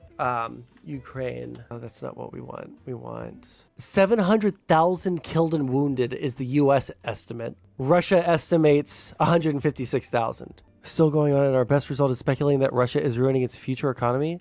The very best we can say right now about our support. No. Are you did you miss the other half of what I said? All the Stinger missiles, all the munitions, all of that. Like the fact that like Ukraine is still around is because of us. Okay, let's be clear about that. They survived the first couple of weeks on their own, all right, because Russia couldn't get their shit together. And then once we started sending like massive amounts of weaponry over there, they have survived and actually gained some of their territory back. You have such a low opinion of the United States. It actually disgusts me. As someone who says that they're like more patriotic or that they love the country more or something like that, you have such a low opinion of everything that the United States does. But the things that we have done for Ukraine has allowed them to actually survive. No, I have a low opinion of Biden.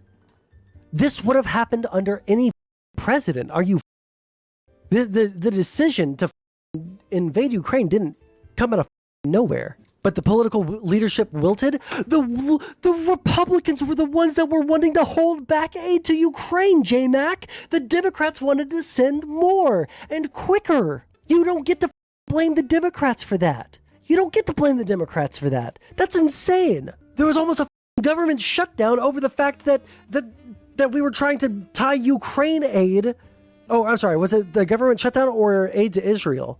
Or no, it was both. They tried to tie Israel and Ukraine aid to a like continuing resolution. And you guys were like, yeah, the funding Israel is great, but like we're not giving another penny to those Slavs. Like years after it was clear that no, they've been against it from the beginning. You guys hate people like Lindsey Graham because he was on that shit from the beginning. No, J-Mac, you're like running away because you know that you're wrong here, just like on the timelines and who's at fault here. Now you want to talk about the border. Pussy.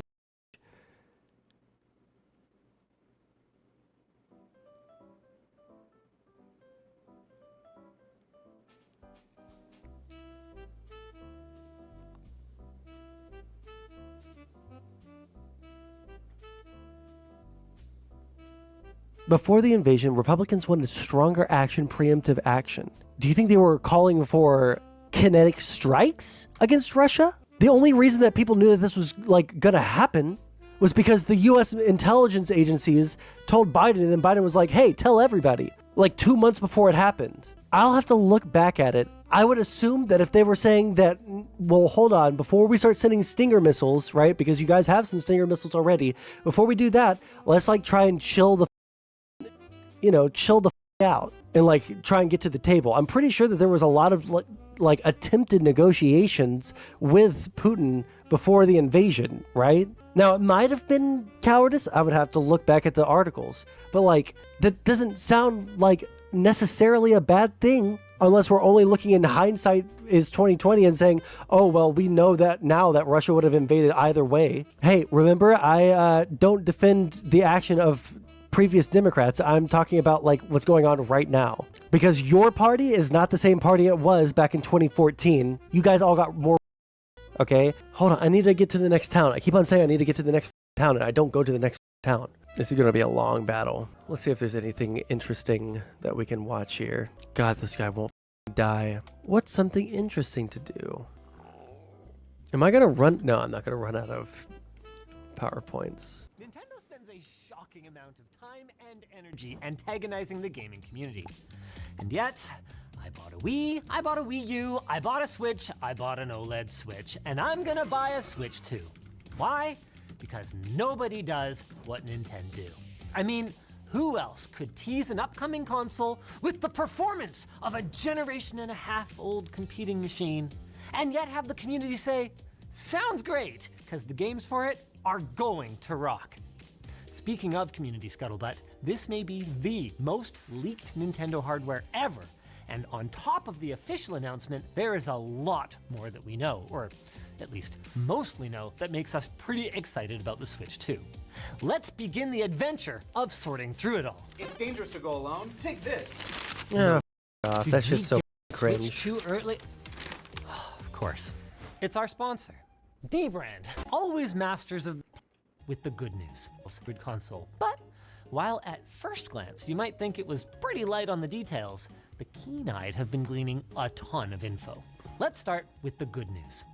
Given Nintendo's track record of following up their most successful launches with hyper-confusingly named successors, Yep. a simple 2 on the end of the name It's feels ending like soon. a pretty smart move, especially given that the vision for the Switch 2 seems to be remarkably similar to the original, just in a substantially larger package that actually looks a lot like the handheld gaming PCs that seem to have prodded Nintendo into action here.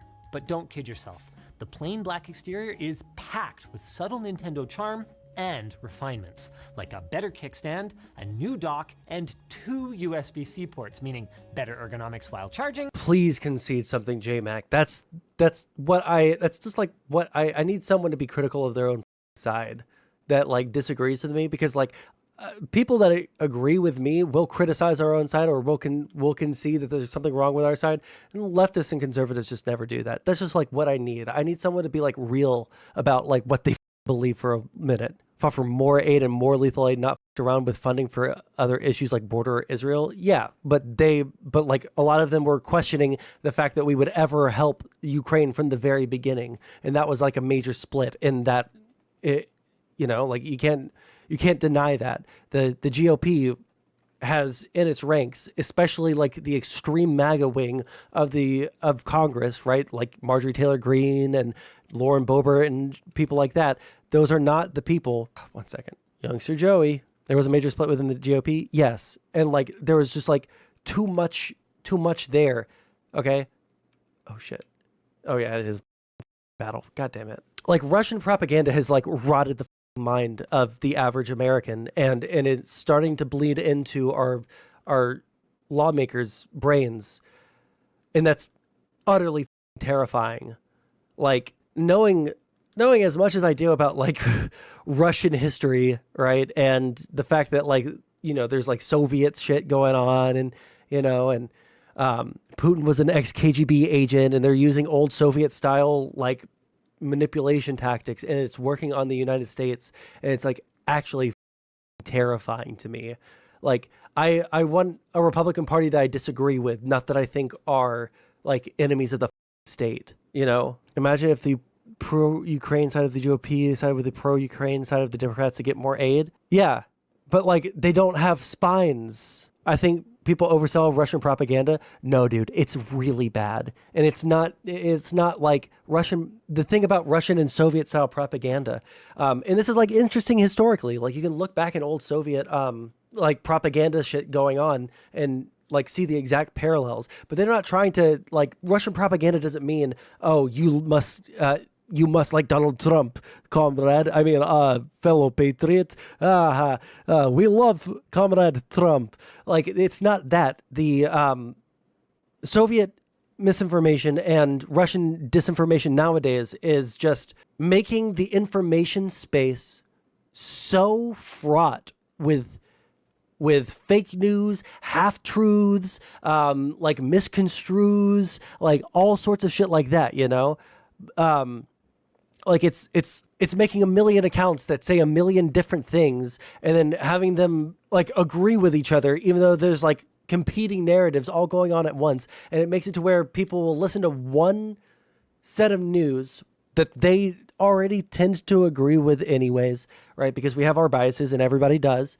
Makes it to where they're like, I don't know who to trust, so I'm just going to pick one person. I'm going to trust them no matter what. And this person already agrees with me on most things, so I'm just going to stick with them. And now we have what we have, which is horrible. Is this a trainer? Oh, it is.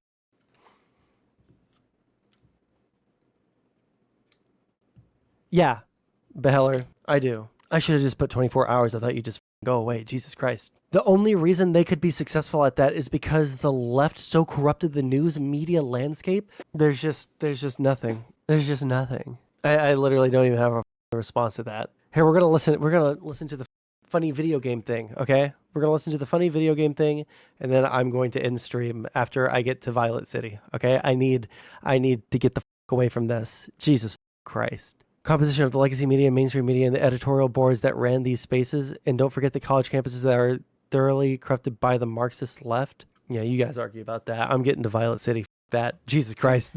And better support for multiple accessories without needing a dongle. All without sacrificing the headphone jack. Now that is courage. The new Joy-Cons also look great. The magnetic mounting mechanism looks way less finicky than the previous sliding one. And, thank goodness, they are slightly larger for those of us who aren't literal children, but still enjoy Mario Party. Both Joy-Cons appear to have infrared sensors this time, and we've seen speculation that this strange hole on the controller rail may actually be for a laser for mouse functionality. For a brief moment, the Joy-Cons were moving all mouse-like here, which maybe confirms the leaks from a few weeks ago. I don't know. Personally, I think it's more likely that it'll slot into like a cardboard cheese grater for a minigame or something, but who knows with Nintendo. Now, exclusive to the right Joy-Con is the mysterious C button. Its exclusion from the left Joy-Con leads us to believe that it controls some kind of function in handheld mode. On past Nintendo controllers, C often meant camera, but it could also be chat, or capture, or a connect button for wirelessly streaming games to your dock, like the Wii U. Okay, that one is speculation on our part. And besides, the only C what is? Like capture, or a connect button for wirelessly streaming games to your dock, like the Wii U. Okay, that one is speculation on our part. And besides, the only C that I care about is backwards compatibility. That's right, baby. You get to play your OG Switch games, both physical and digital, on your brand new machine. Now, there will be some exceptions. Probably the ones with the weird peripheral requirements. But even so, this is fantastic news because there is a ginormous library of amazing Switch games, many of which performed like absolute dog shit on the underpowered original console. The only question is, how is Nintendo gonna roll this out? Personally, I'd probably just settle for more consistent frame rates. But I'd also be surprised, given recent industry trends, if we didn't also see next-gen visual updates.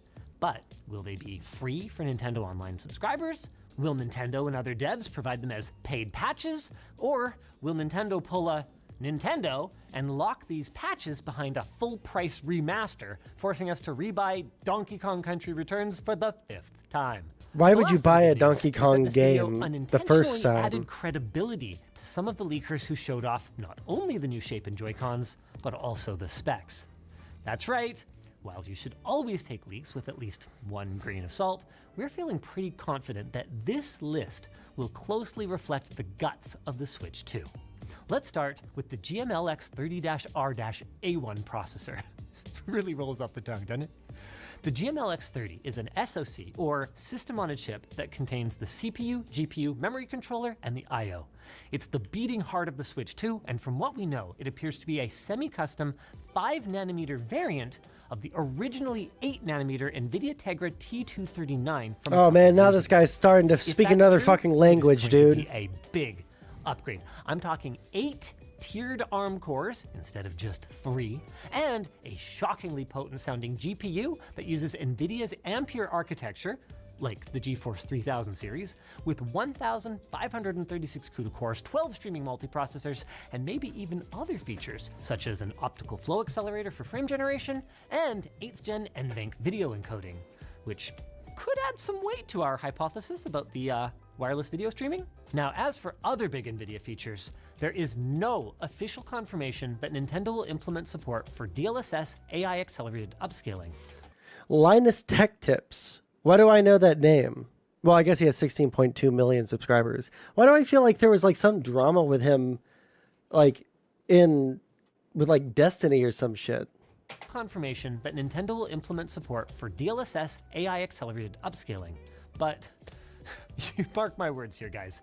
If the Switch 2 doesn't have some form of AI upscaling, I will buy and eat an entire box of this Super Mario cereal with Mountain Dew as the milk live on WAN Show. It's gonna happen. Rumors also point to the presence of 48 Gen 3 tensor cores and 2 ray tracing ones, but I'm not eating anything if I'm wrong on those ones. We are a lot more certain, though, about the RAM. It looks like we're going to get 12 gigs of LPDDR5X memory clocked at 7,500 megatransfers per second. That is a big upgrade from the 4 gigs we had before at up to 1,600 megatransfers per second. It comes with 256 gigs of UFS 3.1 flash storage rated at 2,100 megabytes per second. Not sure if that's reads or writes. And it looks like it will be expandable using microSD Express, which is fantastic.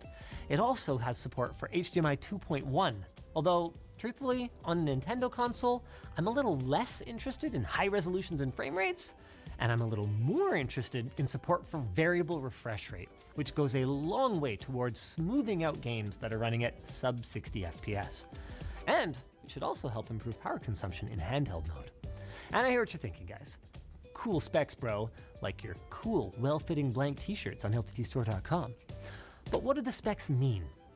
Well, when Digital Foundry did their performance projection based on the T239, what they projected was base PS4 graphics performance augmented with modern GPU features and solid ray tracing support. And given that that lines up well with claims from Bobby Kotick, former CEO of Activision Blizzard, who honestly I wish we didn't have to mention at all, we're fairly confident that that's where we're gonna land. Not mind-blowing for a home console, but pretty exciting for a handheld console, especially one from Nintendo. Especially if you look at Nintendo's track record of delivering exceptional visuals on extremely limited hardware. Like, I can't wait to see what they can pull off on this thing. Speaking of games, the only game shown was presumably a new Mario Kart with possibly support for 24 players if the starting lines are anything to go by. And all I can say about that is, it's about bloody time. I mean, last time Nintendo released a new numbered Mario Kart, Luke. There is nothing more annoying than an American that says, it's about bloody time. You're not British. You shouldn't pretend to be British. Nobody says that unless they're like trying to be Doctor Who. Like, it's just so cringe. I don't understand when people do that shit. I mean, last time Nintendo released a new numbered Mario Kart, Luke still lived in the basement at our Langley House studio. Outside of the video, we have 3 other games confirmed for next-gen Nintendo platform releases, but after that, we are deep into Speculationsville. The last new 3D Mario game was 8 years ago, so we may see one of those. The new Pokemon Legends and Xenoblade are due this year, so I wouldn't be surprised if they lined up with the console launch. Metroid Prime 4 is supposed to come out at some point, so Switch 2. For any degree of certainty, though, we'll need to wait until April. But seeing as the Switch 1 had arguably the best launch window in console history, and given that Nintendo clearly hasn't rushed this launch, I'm hopeful that Nintendo can deliver another explosive start to the new generation. As excited as we all are about the first-party titles, though, only time's gonna tell if Nintendo's ecosystem will continue to attract third-party developers. The Switch relied heavily on its enormous install base to incentivize high-effort ports, and there's no guarantee that, especially given that some games are clearly gonna be cross-compatible, the Switch 2 is gonna sell in such quantities. But on the other hand, developers probably won't need to run their games at sub 540p resolutions anymore, and Microsoft has made no secret of their ambitions to grow their software share on other platforms, and for that matter, we've seen hints from Square Enix that former Sony exclusives like Final Fantasy VII Remake and Rebirth could find a new home at Big Red. In spite of all this, however, I doubt the Switch 2 will see the same kind of historic success as the original. First up, it remains to be seen if the performance jump will be big enough to entice the masses. Second, many people bought multiple Switches for their households, sometimes one for the kids and, one for the TV. And as long as the games are also being released on the original Switch, and trust me, with an install base of over 145 million units, Jesus that's gonna be Christ. for a while. I'm not sure that those parents are gonna feel the need to upgrade consoles number 2 or number 3 in the house, at least not in the current economy. And finally, The Switch 2 has a lot more competition than the original. The original landed in a completely barren handheld gaming world. It proved there was an appetite for dedicated handheld gaming devices, but in doing so, since its release, we have seen a flood of excellent options from other parties, like the Steam Deck from Valve and the Ally X from Asus, both of which can run Switch games better than the original Switch can, which, as long as the game libraries overlap, is kind of what the Switch 2 does. At the end of the day though, as someone who pays for my games, I can't wait to get my hands on the Switch 2 when it comes out later this year. Just like I can't wait to tell you about our sponsor. D-Brand. They announced... Cool. All right. I'm ending stream. I'm going to eat dinner. It's been a long one. Yep. All right. Anything else that I should say or do before I go? Probably not. I'm pretty sure there's like literally nobody watching right now. All right. To the few people who are watching, I love you very much. I'll catch you guys next time, which I don't know. I guess it's going to be Monday. All right. All right. We'll just watch this stuff. And funding, if you were... I would sit down. Let me just put it a nicer way. If I'm president, I will have that war settled in one day, 24 hours. No, I would like to set a goal on a personal level and professional level. I would say let's set it at 100 days and move our way back and figure a way we can do this in the near term to make sure that the solution is solid, it's sustainable. Well, that gentleman that you just heard from is President-elect Donald Trump's nominee for Special Envoy to Russia and Ukraine. His name is Lieutenant General Keith Kellogg. And as you could hear, I mean, he's kind of throwing cold water on the notion that the war in Ukraine will end on day one of Trump's second term. But to be fair, Trump has also lowered expectations as it pertains to ending the war in Ukraine. And we're going to get to his, lowering of expectations and what he has said in recent months in just a moment. But before we get to that, it is important to understand that, Donald Trump tends to make all these declarative statements about the amazing things he's going to do on day one. Then he tends to walk it back.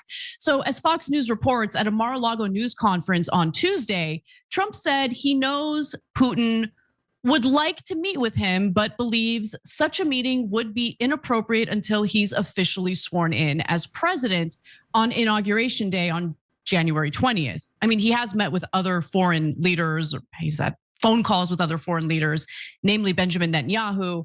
But nonetheless, he added that he'd like to go see the fighting come.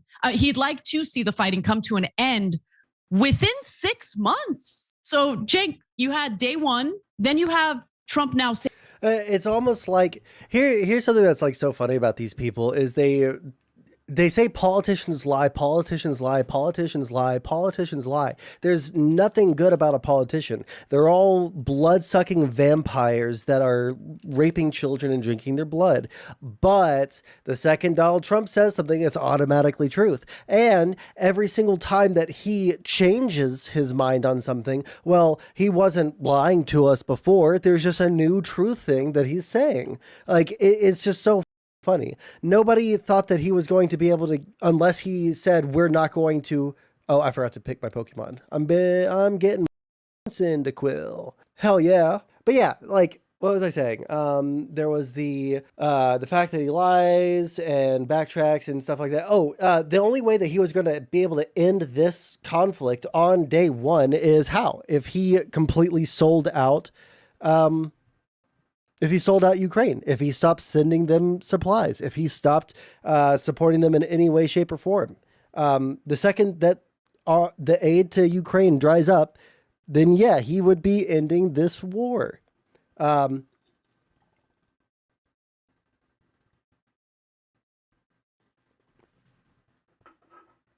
guess at least some of the people in his orbit have a quarter of a brain, and they talked him out of just like selling them out, right? I guess Zelensky was able to, lick his ear enough to make him feel like he was special, and that he's going to work with Zelensky for the time being until I guess he talks to Putin, and then Putin's going to sweet talk him. But we'll see how it goes. I am cautiously optimistic. I think that there's as equal a possibility that Trump tries to, show I'm Mr. Strongman. I'm not going to let Putin, push me around, right? I'm strong against Russia and I'm strong against China. I'm strong against everyone because I'm Trump and I have a big. There's equally a possibility of that as him like totally cucking to Putin because they have a friendly relationship. But I'm cautiously optimistic about it. Months.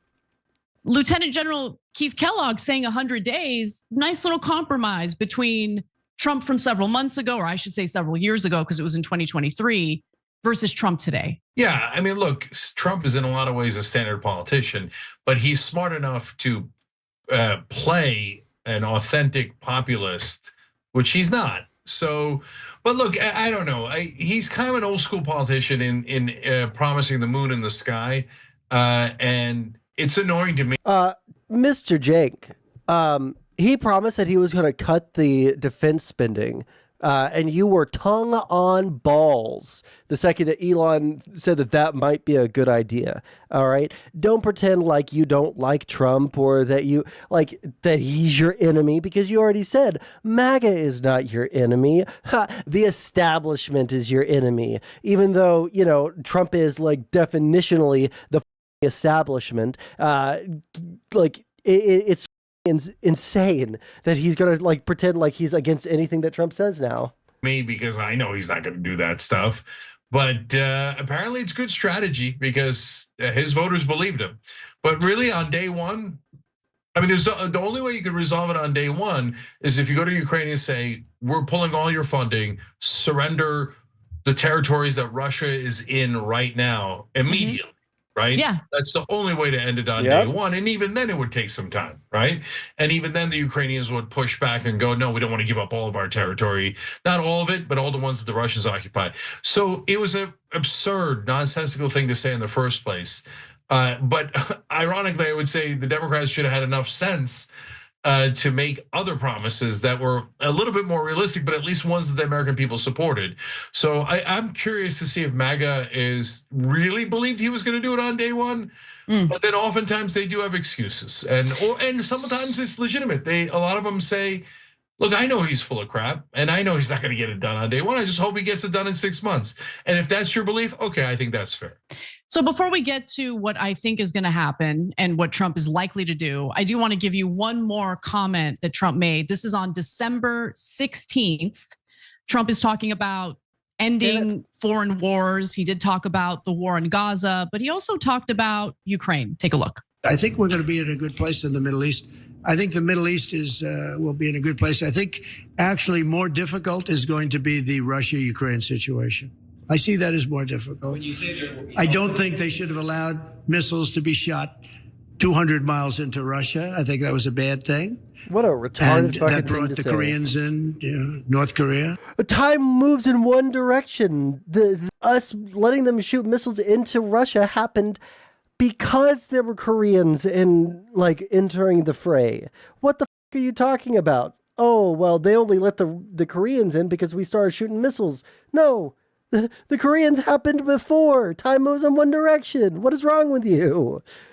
Are you insane? Oh shit, I forgot. I was supposed to start the short stream. Where is OBS? Oh shit, I'm not even visible on the short stream. God damn. 1 second. There we go. How many edibles deep today? None. I think I'm out of edibles. This is just raw dog me. No ADD medicine.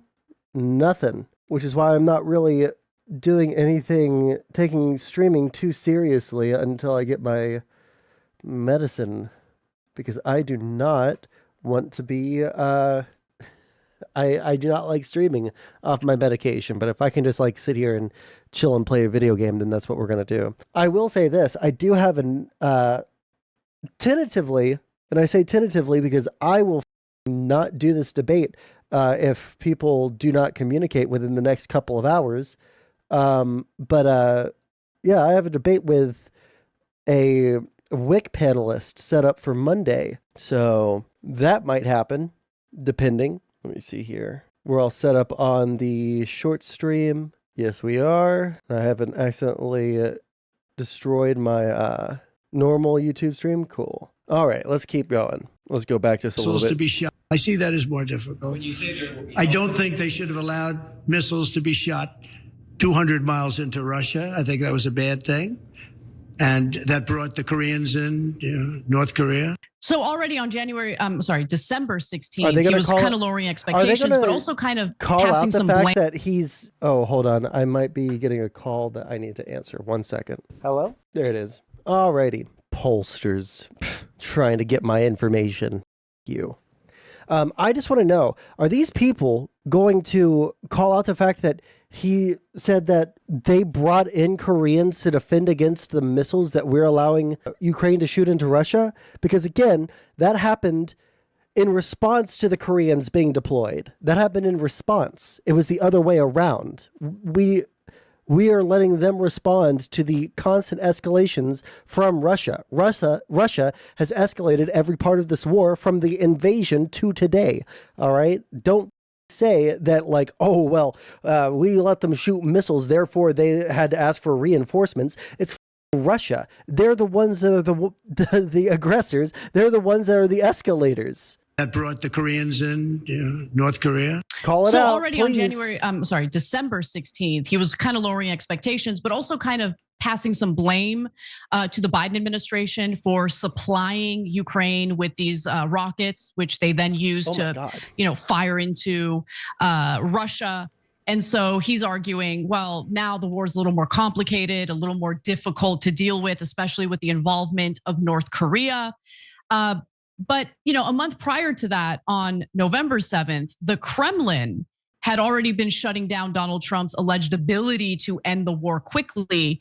Dmitry Peskov, who is the Kremlin's press secretary, says, of course, it was a bit of an exaggeration when he said he would do it overnight. If the new administration seeks peace rather than continued conflict. A bit of an exaggeration is doing a lot of legwork, because literally everything that comes out of this subhuman lizard brain freak's mouth is a exaggeration. How are we supposed to know what is a joke, what is supposed to be real? He's the president of the United States. Speak clearly. Do not speak in code and in rhyme and in poems or in jokes or in anything else. All right. Tell the American people what you expect to do and what you expect to do it by. Even if you're not going to be able to accomplish it, say what you're going to try to do. Don't give us an exaggerated like piece of shit lie that you're not going to be able to accomplish. I don't know.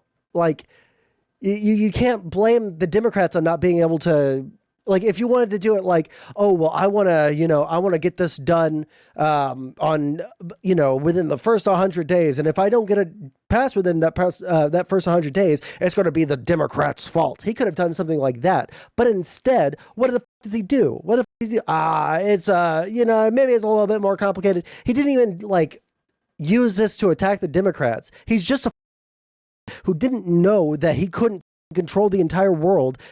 He's the puppet master marionetting every other country in the world. It turns out maybe international relations are a little bit more complex than America says something and then everybody else does it. All right. Maybe things are a little bit more complicated than that. Now, that's not to say that we don't have a massive amount of influence, but it's also not to say that people can't ignore us if they wanted to, Hey, now watch how you talk about your president. If you listen, Zolo, I'm pretty sure you're a conservative. If your side can sit there and make images of Joe Biden bound and gagged in the back of their trucks, if they can be making hit lists for every single Democratic politician and their families, if they can do shit like that, I can say that the president of the United States, Donald Trump, is a moronic. Okay. Wait, what did I just pressed? Oh, okay. I miss playing this on emulators because, oh my God, you can move so fast. You can move so fast, but there's no speed up button. Oh wait, I did want to go to the options and change the text speed to fast. Battle scene on. I'll put it on set. Actually, no, that's not the point of this shift. Yeah. Oh, we're customizing our game now, boys. I think I like that one. Now. Now we got it. You're talking to the guy trolling after a wildfire. Wait, is Donald Trump spreading conspiracy theories? I've been a little bit disconnected, okay? I've been a little bit disconnected. Just because I think you guys can probably guess why I'm a little bit disconnected. It will be better than the previous one. And as for Putin, the Russian president did not comment to anything regarding the war in Ukraine or ending it quickly, stating, "I do not know what is going to happen now. I have no clue." Very inspiring words. Now, look, in regard to MAGA and what I think how they are likely to respond, it really depends on whether or not Donald Trump is willing to pull military funding from Ukraine. That's what they care about. They don't want to see resources go toward foreign wars when things are falling apart here in the United States. That's their argument. They're not as concerned with the geopolitical ramifications of Russia taking land from Ukraine. So as long as Donald Trump follows through with his promises to stop funding that war, I think MAGA will be fine with him. I don't think anyone genuinely, sincerely thought Trump is going to snap his fingers and end this massive multi-year war on day one. What people want is for the United States government to stop funding these wars. So I think, I don't know if Trump is... The United States, if we're going to be the most powerful fucking country in the world, we have a responsibility to, try and help keep peace. We didn't start the war in Russia and Ukraine, all right? We didn't start that war, all right? We're helping someone defend themselves, okay? Which I think is like possibly the best use, like the most moral use of military aid like possible. We're not sending it to the Taliban because of some, Machiavellian thing like, oh, well, they're our allies today, and then in, 3 years after they kill some like smaller terrorist organization, we're going to go in and we're going to, fry them all with microwave, high-tech military blasts, right? This is, hey, we've been working with these guys for a long time, for the past, since what, 2013 or 2014, right? And probably a little bit before that to a lesser degree, right? We've been working with these guys for like more than 10 years. We've had good relations with their presidents, especially after Euromaidan. Like we've been helping them out. They've been, on the path to doing good things for themselves and being a reasonable ally for us.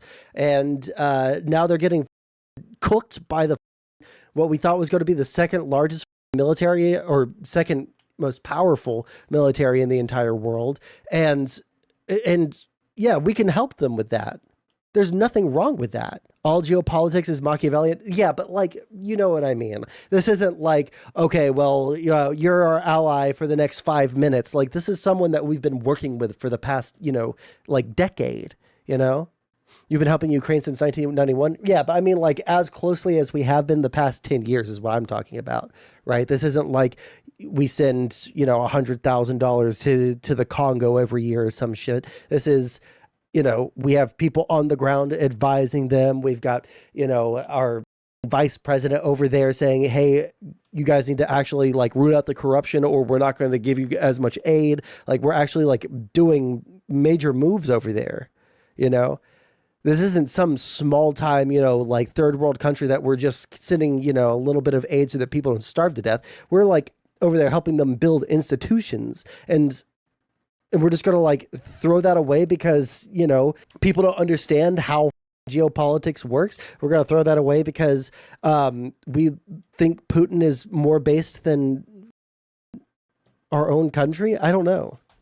Willing to do that. He has made some statements implying that he will. But I am curious, do you think he's going to do that, Cenk? Yeah, I do. And I think there's actually good news buried in this story. So I'll get to that in a second. First, just to correct some of Donald Trump's statements.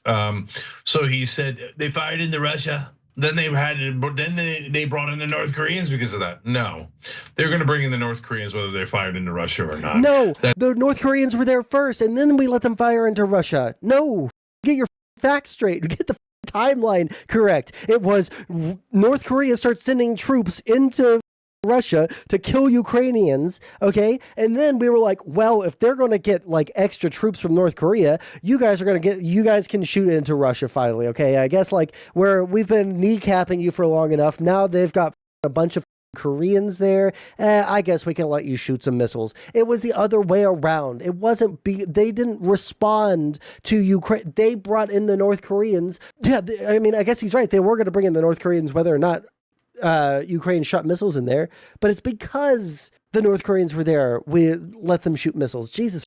That's kind of a Russian talking point. And then he's like, well, now the situation is different because they brought in the North Koreans. No, they were already there before the election, and you were still saying day one. So, okay, so those are the things that he was not truthful about. But the good news is, look, there was one way to end it on day one. Wait, I'm sorry, what is this? Trump shared this after the wildfire? Piss off Tinkerbell? Trump was right? Who is he talking? What does it mean Trump was right? Is this about the water table shit that everyone's arguing about? But respect your president? Well, hey, that's kind of a nice segue to if we go to my profile and we go to like 2 days ago. Man, what was the post that this guy got so mad about? Oh, okay. So the debate that we're ostensibly having, okay, is with the average debate enjoyer who we've tried to set stuff up before, but he just like never followed through with coming onto the stream. Now Wick is setting something up, but he's not actually responding to anything that we're saying. So I don't know if it's actually going to happen or not. Why is Grok popping up? I do not need a Grok button. But like Donald Trump can say shit like this, right? Like thousands of people have lost their homes. Like dozens, I think we're like over 24 people have lost their lives. And Trump can post memes about like, oh, look at California. They're so stupid and weak and liberal. And that's why they're all dying. LOL. Man, if they were maybe a little less feminine, like you see those takes all over Twitter. But me saying, you know, like, look at this. We were fighting toxic masculinity. I guess you guys can't see it because of the chat. Here, one sec. Where is, there we go. But we were fighting toxic masculinity. Next time, fight the fire, right? Like, they can make memes like that, but God forbid you make fun of Ashley Babbitt or the people affected by Hurricane Helene because, or the dude shot at the Trump rally. That's cruel and disgusting, politically biased behavior. You know, like that's just absolutely out of pocket, unbelievable, unconscionable, you know, jokes. But if it's happening to a liberal, then you can make as many jokes as you want. Now, don't get me wrong. I don't care. I don't care if people make jokes about these things. Like some of the memes after the Trump assassination were funny. Some of the assassination attempt. Sorry. Some of the memes around the Hurricane Helene stuff were funny. Some of these things can be funny. Some of the memes around the wildfire can be funny. But if you're going to sit there and cry like a little baby, okay? You're going to cry like a little baby when someone makes fun of, you know, shit that's going on in places that you agree with their politics. And then you're going to like be ultimately cruel to people who are also having the same thing happen in a place that they don't agree with your politics. Off, right? And I got into a big fight with that subhuman freak, Tyler, which I will apologize. He wants me to apologize. I will apologize to him when he gives me one good reason why what I said in this post is bad. But that's what our debate is about. I don't know why the he hasn't responded to anything that I've said in our group chat with Wick. I don't know why he hasn't. I don't know if he has responded to Wick. But I'm going to tell him, Mr. Wick, that is. I'm going to tell him if he doesn't get back to us by the end of the day today. With some specific examples about how I am, you know, Mr. Evil, about how my political messaging is turning off the center while he woke scolds me from the right about what jokes can and can't be made, or even when I'm saying political bias shouldn't play into whether you're making fun of people for dying in a wildfire. Yeah, until he can give me like a good reason why what I said there is bad, or provide me with examples on my Twitter that are like so egregious. Yeah, if he doesn't give me some examples of that, then we're not having the debate. I'm not going to sit there and just have someone scold me for being mean on Twitter while we try and make content for someone else's show. Anyways. It was what I just said, which is that he could have said, hey, Ukrainians, we're outie. And so you got to give up your territory to the Russians. And I halfway expected him to do that. And so I'm a little bit pleasantly surprised that he hasn't done that he's bothering to negotiate over 6 months so he can get the Ukrainians a little bit better deal, we hope. Oh my gosh. That's not such a bad thing. It could have been much worse given what he said and given what his policy is. And finally, to answer the question that you asked, Anna, no, we're not going to send that much more money to Ukraine. I don't know if it's zero, but it's probably going to be near zero. And we're going to get out of that war. That was one of his top we're not promises. in that war. He can't go back on that. And he has no reason to go back on that. So the fact that he's not He does have a reason, because it would be bad for the United States if Russia is allowed to just do whatever the they want and like with us incessantly, with all of our allies incessantly. We do nothing to them back. That shit. I am so tired of the cry bullying from people with so much power. You don't get to sit there and cry that everyone is so mean to you while you literally bomb people to death. Okay? I mean, like, I would extend this to Israel. You don't get to say how mean everyone is to you while you continue to bomb the entirety of the Gaza Strip. That also doesn't mean that the Palestinians get to, cry bully after they do the, like, I'm tired of everyone acting like a victim. Jesus Christ. Can anybody take responsibility for anything anymore? Why is every single, like, here's my thing. I feel like every single like major world leader and every especially conservative leader is a loser. Look at Elon Musk. He's like doing the most loser behavior in the entire world. Do you get to act on the moral high ground when you have played a part in continuing the war? We're letting them defend themselves. War is not a moral evil in every single situation. If you're at war because you're defending yourself, you're fine. I don't give a all right? If you're the aggressor, then you're doing something immoral by invading someone. All right? That's my stance, and it always has been my stance. And you're actually incredibly